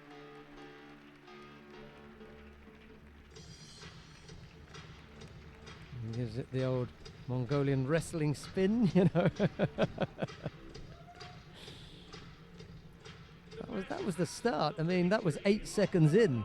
I thought, here we go. He got busy early. Like I said, that was Could be all action here. 8 seconds, and he threw that in. is it like a Dayashi Barai? Not this one, but those are the other one. That was the other. First one looked very foot sweepish. Like I said, it was kind of a sleight of hand kind of thing.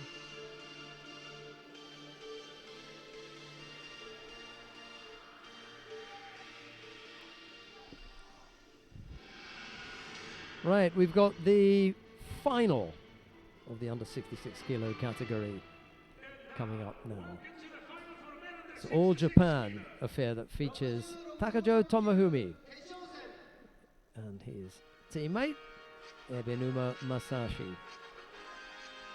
Takajo Tomohumi in the white judogi, Ebinuma Masashi in blue. Ebinuma just beginning to show a few signs of his maturing years now. Okay. In the middle for this one, Colonel from China, Huang Goqiao.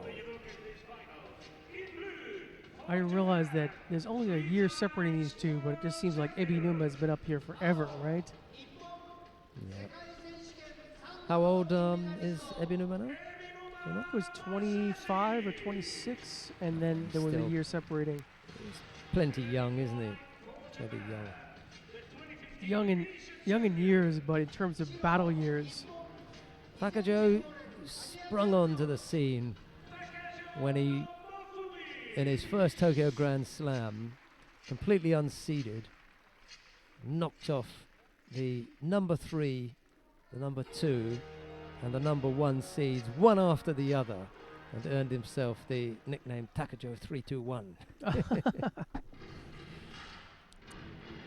see, that'd be more fun if there was Abe, because his name is actually 123. Ah, He flew meat.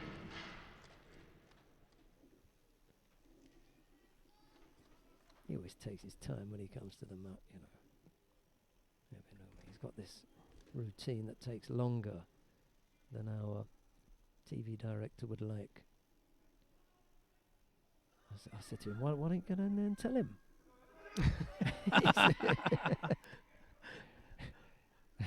He declined that invitation.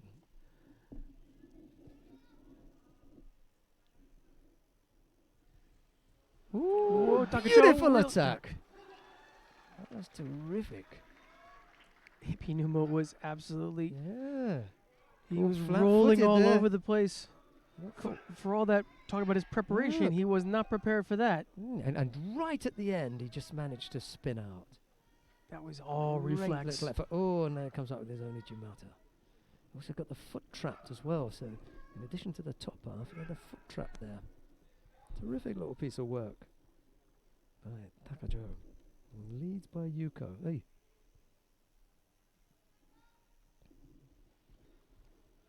Stopped nicely. Takajo. Oh, and another little shape there. He got in. And that's the disconcerting thing. That Takajo has been in twice now to unsettle Ebinuma. Scored the first time round, and that time passed his defense, but he bailed. These guys like himself. Takajo and Takaichi, you know, they're always battling it on the domestic ones, the Kodokan Cups and the selects, but it's always Ebinuma as the king of the hill. Yeah, you have to do a great deal to get him off that mound. He started well though. Takajo leads by Yuko with 3.5 minutes still to come.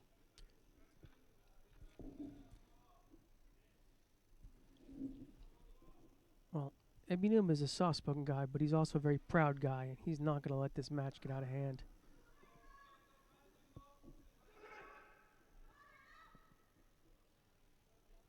He's just as serious as Nakamoto was, you know, of retaining his position as top dog. Takajo's Yeah, really he taking catches it him to him, though. again. Yes, catches him for a second time with the same technique. Very workmanlike here. Takajo looking a little bit like Takato right there. Wheeling him over that shoulder.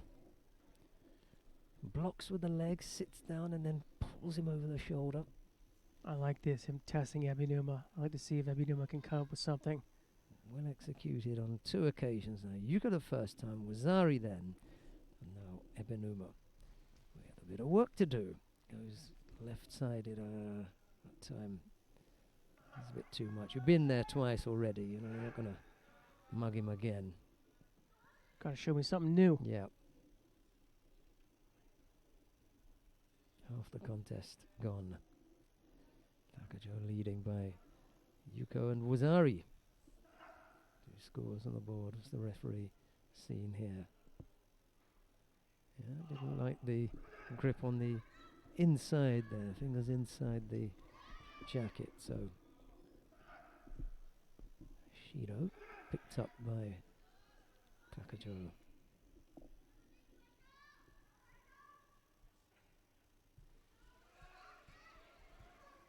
Ebinuma looking there for that Ouchigari. A strong Ouchi effort from Ebinuma. That should score at least Yuko.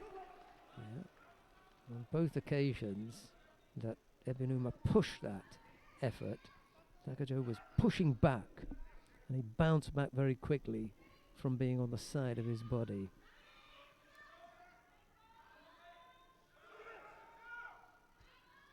Ebinuma There's a known for second that push, second yeah. effort he always puts in. So now if he can pull out a Wazari, he can sneak in front.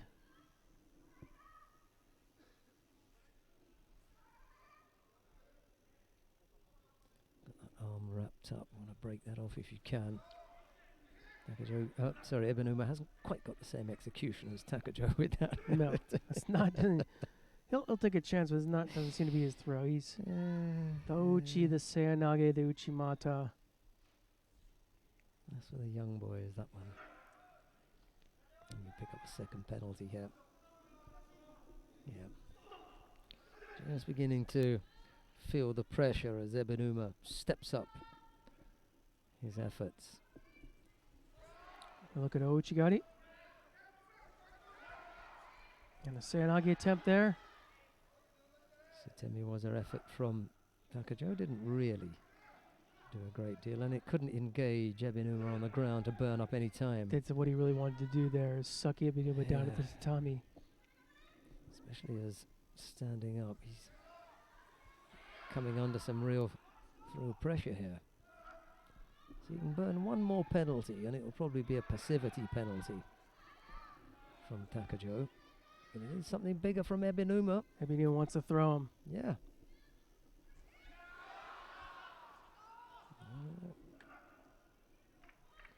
30-odd seconds left to go. I wonder when they're going to dish out the passivity penalty to Takajo. Not now. He's come up with Yuko. That's the end of it. There won't be a passivity penalty now. And now for the...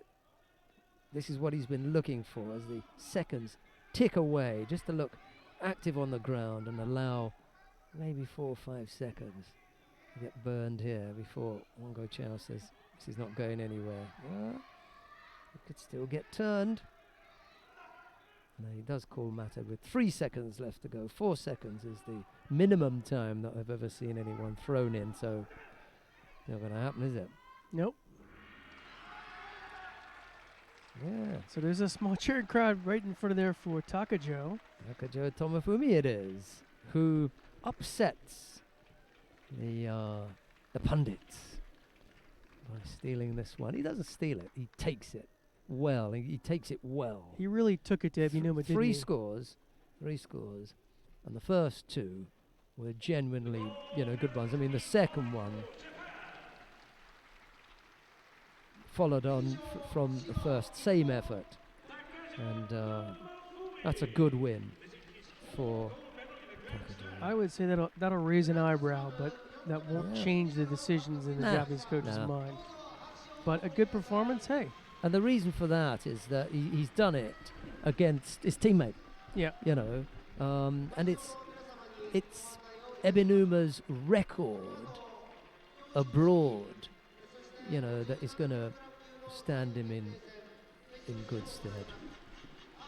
Well, what will happen is that will earn Takajo the second plane ticket to Paris. Yeah. It could have been him, it could have been Takaichi. That gets him to Paris. We've got the awarding ceremony coming up next in the under 52 kilo category. Stay with us, because immediately after that we'll be back to the action when we bring you action from the under 57 kilo category. Right, let's take a look then at the medal winners in the under 52 kilo category.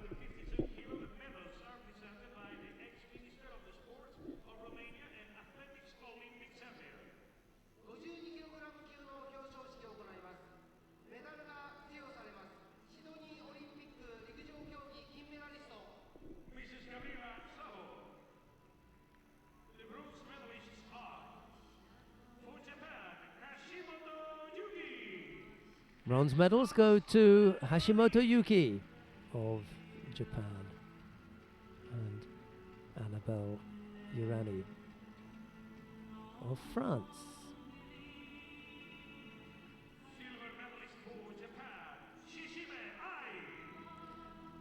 Silver medal goes to Shishimi Ai of Japan.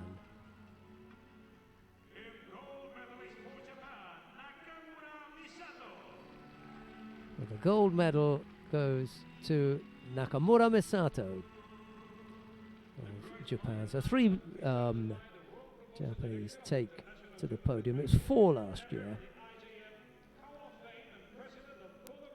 They had a clean sweep last year, but Annabelle Urani snuck in there to break things up.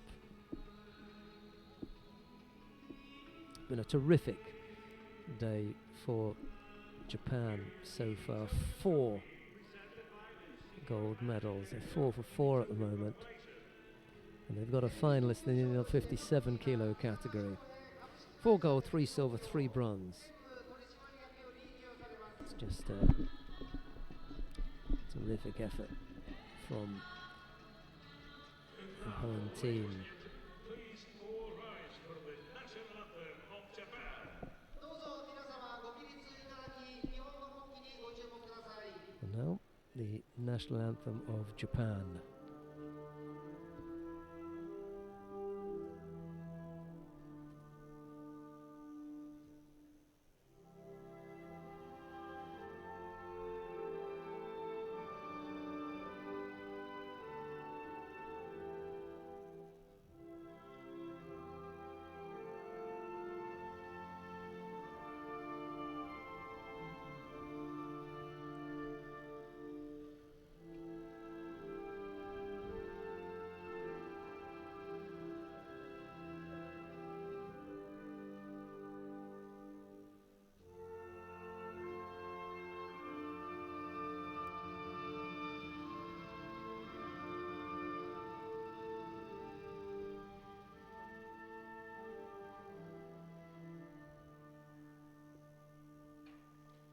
Thank you very much. Picture with number Hashimoto, Urani, and Shishime had to play second fiddle to Nakamura today. It was Hashimoto and Urani to take bronze medal, Shishime the silver, gold to Nakamura Masato.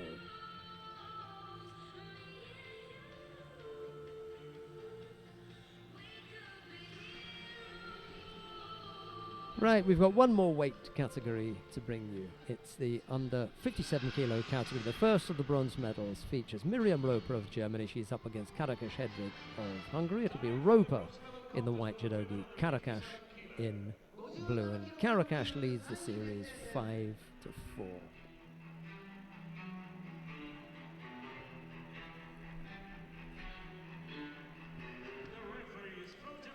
Amano Akiko of Japan is the referee in the middle for this one.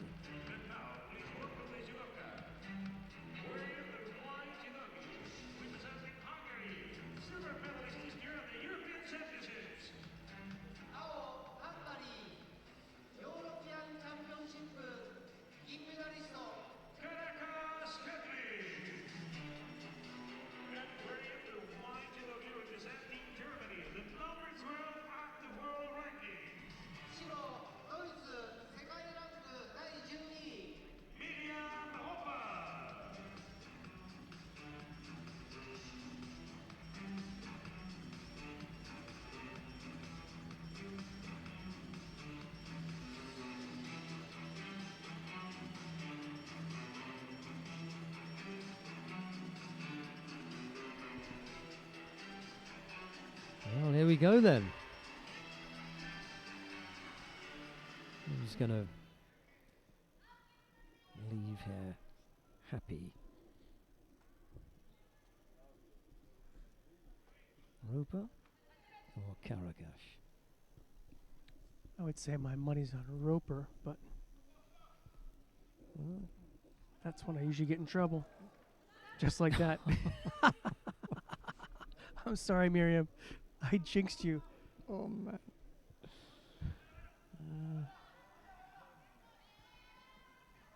Had to change shape there to maintain control. Nice adjustment there.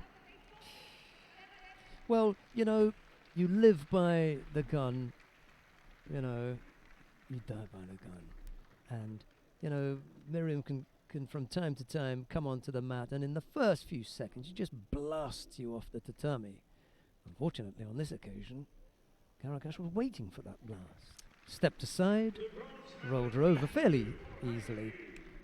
But that That my reminded me of friends, was sumo. that. I mean, this happens in sumo. They come Yeah, charging yeah, in. yeah. Sometimes the guy just step out of the way, and thank you very much. and the Didn't even story. break a sweat.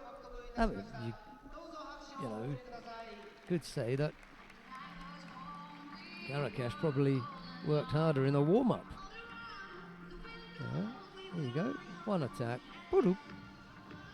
And over she Wonderful went. counter. Kesugatame. From standing up, the Yep. arm just was in the right place. Even the coach knew it was Wazari. Just had to change Nice little once, block right yeah, there. Get the yeah, hand out. Prevent the roll through. Yeah, and that was it. Good adjustment. Hips are low. Smothers the body. Gets that shoulder pinned. That's an important win there for Karakash. Bronze medal at a Grand Slam. She checked all the boxes of that Newaza. Really Yeah. did.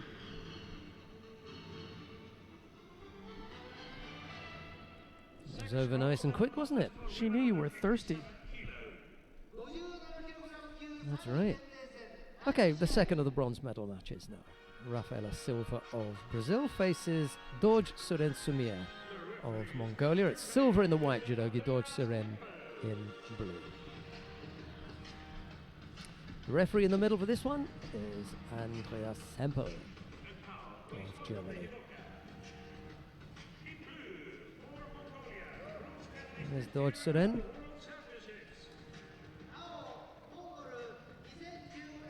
Proof if you needed it. Yes. These cameramen are covering all the angles. And now she's chosen just to have her given name on the judogi skirt, Rafaela, and on a belt as well. So there you go. Silva. Well, I'm going to be smart enough. I'm not going to make any predictions on this one because I don't want to jinx anybody. Well, Dorje Suren came in here as the number 1 seed. Rafaela Silva was not seeded. Not in the top 8. That's the quality of the field here.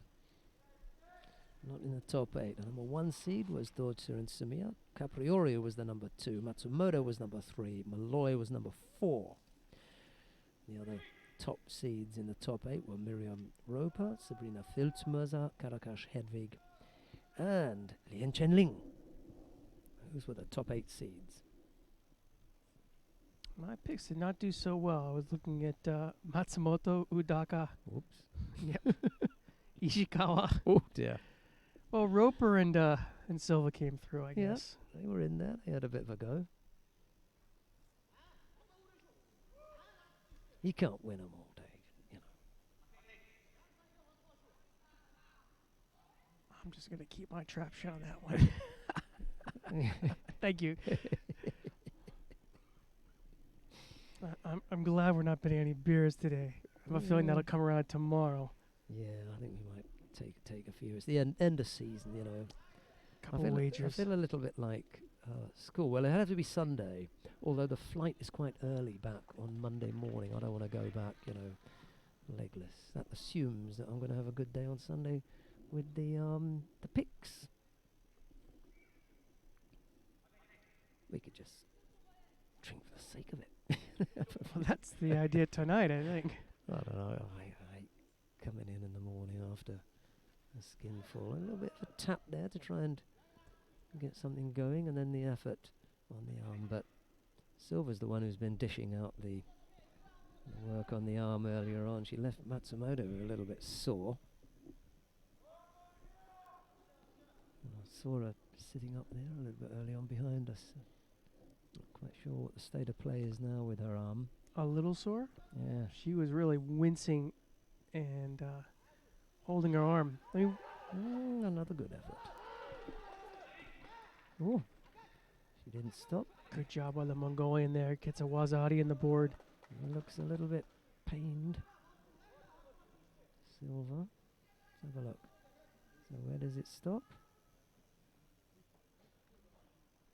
It doesn't really.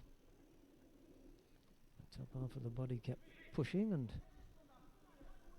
Silva rolled off onto her back as a result of the action from Dorje Suren, but they've decided to downgrade the score from Wazari to Yuko. So Dorje Suren on the board with half the contest still to come.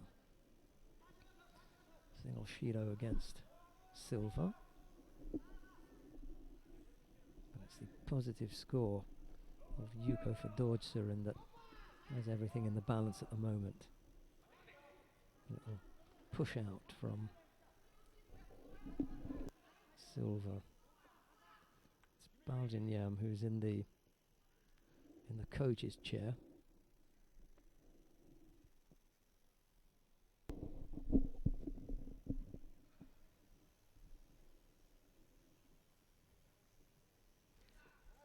Watchful now. Another little tap That on the doesn't foot. She's look not. so She's not good, yeah. comfortable at all, is she? Silva just looks out of Yeah. sorts here.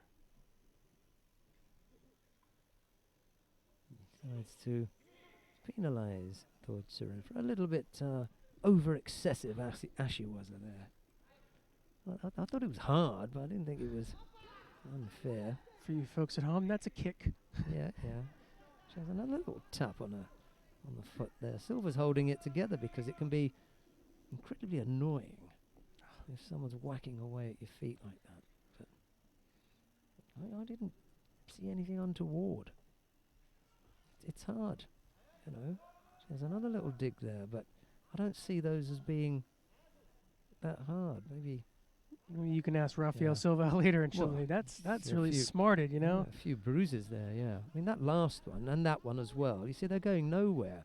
Now Silva, to be honest, is playing for it. You know, you've had the one Yuko. You're not going to get. Yeah, you're not gonna get the other sorry, one. you've had the Shida. You're not going to get another. Yeah. Whoops. She Problems there. She was lucky to be able to turn out. She only had a shoulder. But for a moment, it looked as though Dordsuren might be able to develop something from there. She couldn't. Silva with 30-odd seconds to work a Yuko or better here. It's Dordsuren who's going back to work. She knows. She's got this little margin that she's working here with this Yuko.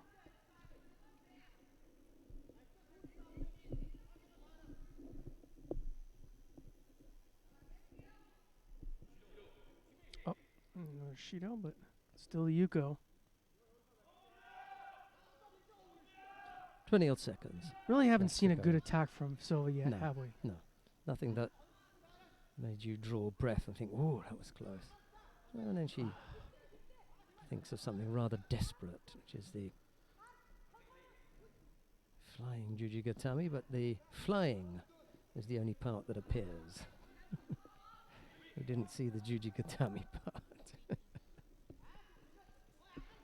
That was a That better look right reasonable there. little attack. We wait until the last 5 that seconds. was the moment right to there. See it, yeah. Almost. Dordsuren Sumia of Mongolia it is, who lets her hair down now. She can afford to. literally. Yeah.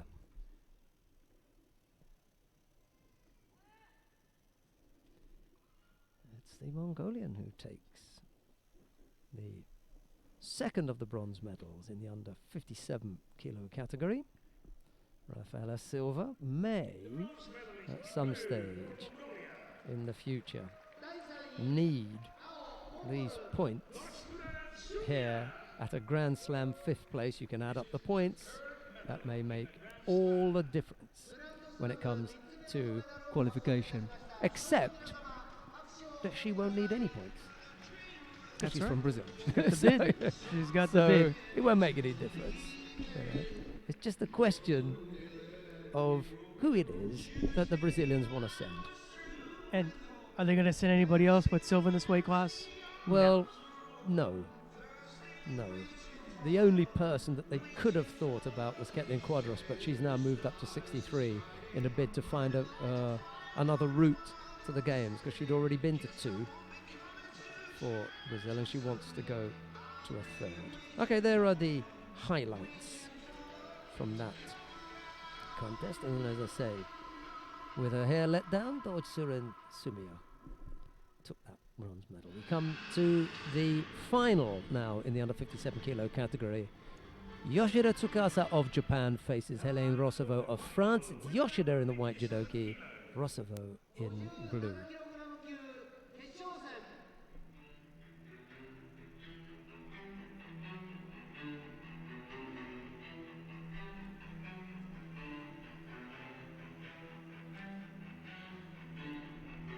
So,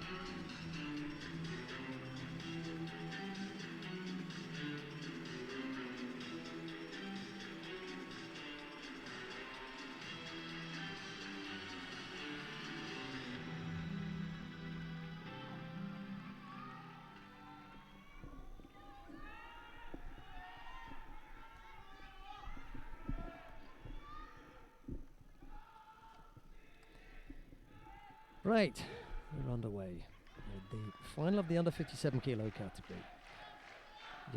Yoshida Tsukasa in the white judogi faces Helene Rossova of France in blue. It's the last of our contests today, and just in case you sneak away quickly before this one ends, we hope very much that you've enjoyed the broadcast from Tokyo. We hope also that you enjoyed our having Nakota Davis along, because she spent a good deal of the day with us, and in particular giving us the insight into, or her insight into, all things to do with the under 57 kilo category. A knee injury, I think serious, but sufficient enough to keep her off the mat is what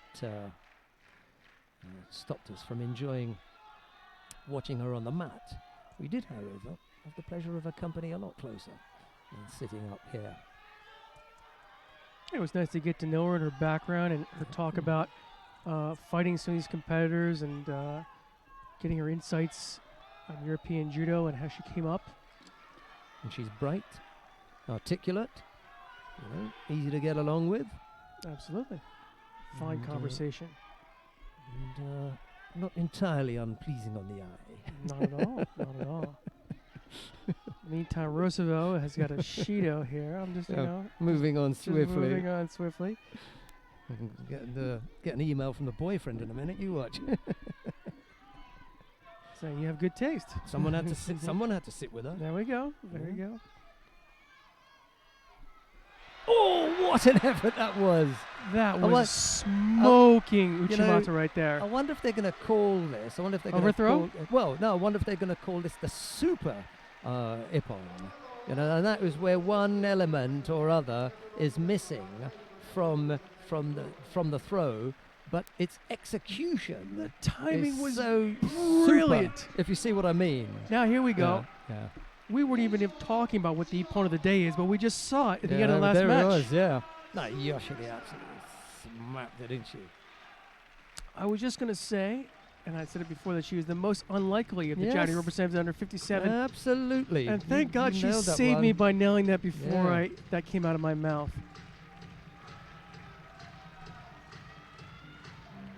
Textbook. Oh, yeah. Almost an yeah. overthrow. Yeah, Very there close. was enough, and your man is standing right underneath them. That's good enough. Yeah, that's it. From That's that a angle, bit that was better, and that's his angle. Yep. That's bolt shoulder blade that's just yeah, flat in the back. Yeah, that's Vostrikov's angle. That is an ippon and a half. It's because she rolls off it so quickly. Yes, she But sold it the it's- roll off a little bit. I'll tell you who you could ask about. Well, you could ask Inoue if he was around what he thought of that. He knows a bit about Uchimata, and you could also ask Neil Adams. Those are your. Well, Toshi more for Neil, but he could throw in Uchimata as well. So ask them, what do you think of that? That was a spanking and a half. I'll tell you what that was. I said this before in JJ, one of the best ippons. That was throwing air, because there Yeah. was no physical effort that I saw. That was Yeah. absolute perfect timing, perfect motion, and it was so easy for her to make that. And if you look at the footwork that sets it up, that's what does it. Gorgeous. She's in such a perfect position to execute that. Then the leg, which is, it's a leg technique, that finishes it off beautifully. I haven't moved the flag. Stayed there all day in the number one spot. There comes the awarding ceremony for the men in the under 66 kilo category. Maros Vira is making the presentations. Davadoj to Merkeleg picks up his medal. Quickly did we race through these then?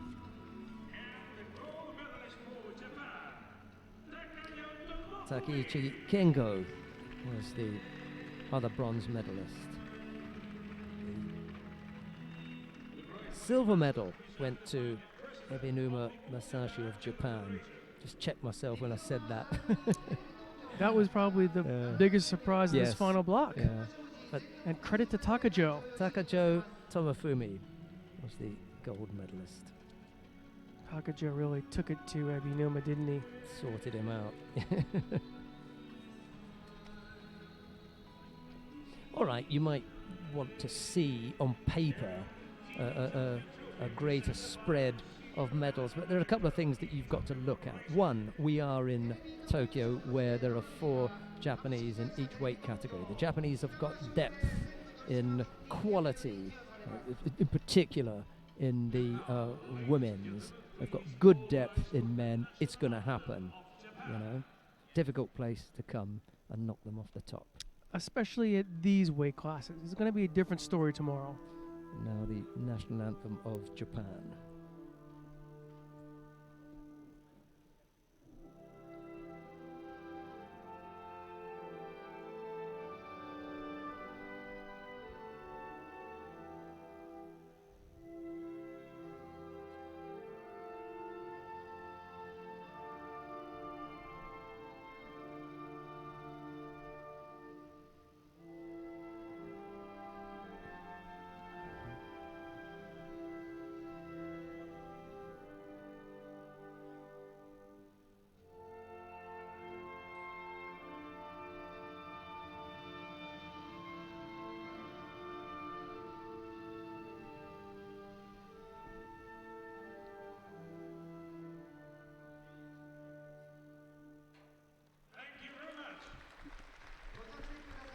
Well, we've got one more awarding ceremony to bring you. You can stay around for that one. Davidosh Takeichi were the bronze medalists. Ebinuma took the silver. But it was Takajo Tomofumi who took the gold medal. It's quite a grouping with Muneoka there, All Japan Judo Federation, Maris Vieser, International Judo Federation President. A high-powered group. Absolutely.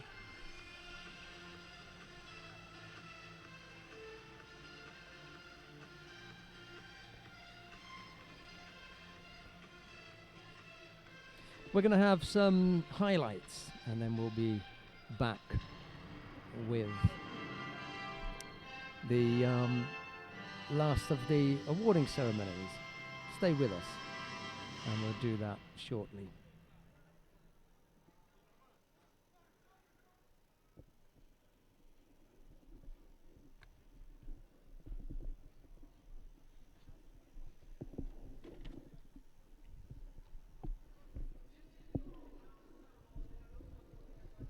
Ladies and gentlemen, the awarding ceremony for women under 57 kilo. 57kg 級の表彰式を行います。 The medals will be presented by the Minister of Education, Culture, Sports, Science and Technology. メダル授与、長谷博文部科学大臣よりメダルが授与されます。 The bronze medalists are for Mongolia, Dorsulen Sumia, Right, we've got the Caracas country. awarding ceremony for the under 57 kilo category. The bronze medals go to Dorjsuren Sumia of Mongolia.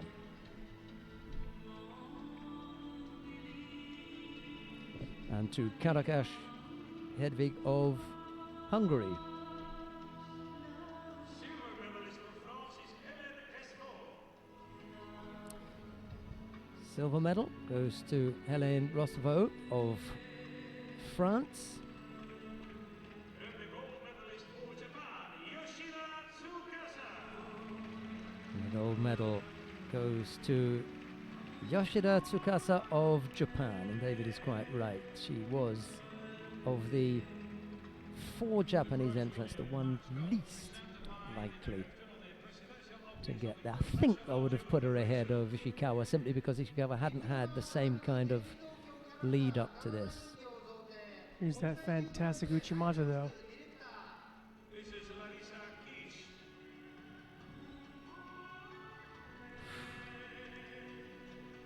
Really? Least likely, maybe, but most beautiful waza Yeah. of the day. Yeah, that Technique of the was- day, absolutely.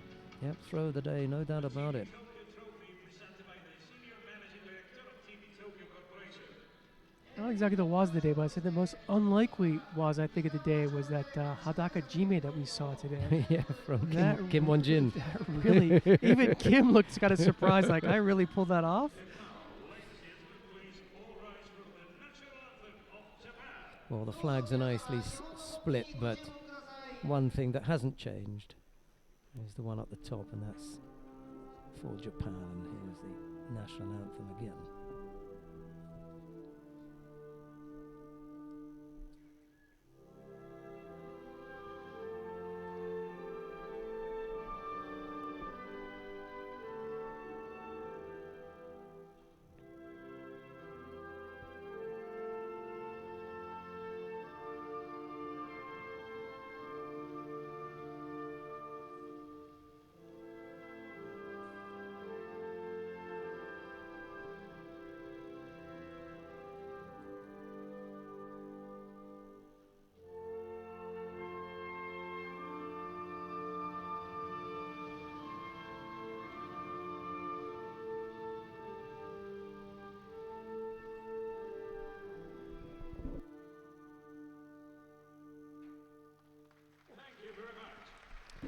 I think regardless of anything that happens in Yoshida Sakasa's judo career, that was a special moment for the home crowd doing that kind of judo in a final.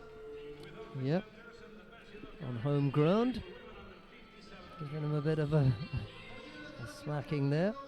Dortcherin and Karakash were the bronze medalists. Rosovo took the silver and Yoshida the gold medal. Right, now we are going to be back tomorrow at 9:30, but before we take our leave of you, the 5 categories contested today ended up with 5 gold medal winning performances for the Japanese. I don't feel at all bad about that because I think we've seen terrific judo, so why not? They were the best today. They took the gold medals. David, your thoughts on that? Yeah, I mean, it was great judo. Just we look at the top, the Japanese came out on top, but it was good judo all day today. I said at the beginning, Takato had to do it. He did it. The biggest surprise for me, actually, I said Ebina before, but Matsumoto going out early. I really expected her to win. She didn't have to win, but we have high expectations of Japanese when they're the world champion and they come to Tokyo. Yeah, the 2 Japanese that didn't do what we thought they would, Matsumoto for one, you're quite right, Ebinuma as well, they were sort of cushioned, their losses were cushioned given that other Japanese stepped up and took the medals that they were supposed to anyway. So it's kind of, they don't feel that badly, but they were sort of personal marks, if you like, not against them, but, they leave a little bit of a question mark, whether or not the people that filled those gaps can then step up. I mean, Yoshida would have to give another performance as she did today, and that would have to be in Paris and wipe out the opposition in Paris and then do something here in Japan again against Matsumoto to take it. I don't see it happening. I mean, if we look at, we've talked over the whole year about the depth they have in 57. You've got Yamamoto, you've got Deguchi, you've got Udaka. All those people I put in line before I put Yoshida, despite her performance today. The 2 people who I think really made a big mark on the All Japan Judo Federation's book as far as getting to Rio were Takato and Kondo. Kondo definitely did it by beating Asami, despite Asami's heroic-looking semi-final win there in the final 10 seconds. Yeah, I think Kondo made a real gap here because the performance was a good performance. Everybody that Asami defeated along the way, they're all the top ones. She had the tougher route. They all fell by the wayside once Kondo then defeated Asami as well. They just joined the queue. She just took in my opinion, she just took all those wins over and said, well, to be honest, if I'd been up there, I'd have done them as well. And it was also the way she did it. It wasn't like a Shido. She took the chance, big waza-ari, and then finish up with Keisugatame, looking like a junior and a senior world champion. Yeah, she was convincing in her defeat of Asami. Nakamura, not good. Just did enough. Solid. Yeah, just solid. It's funny. We saw a little bit of a hint of a smile, but otherwise, this was just taking care of business for Nakamura. So no real damage done to Ebinuma and no real damage done to Matsumoto. I don't see it. Right. Okay, we're going to be back tomorrow at 9:30. We look forward to your company then. But from everyone in the broadcast team, David and myself, it's bye-bye for now. Take care, folks.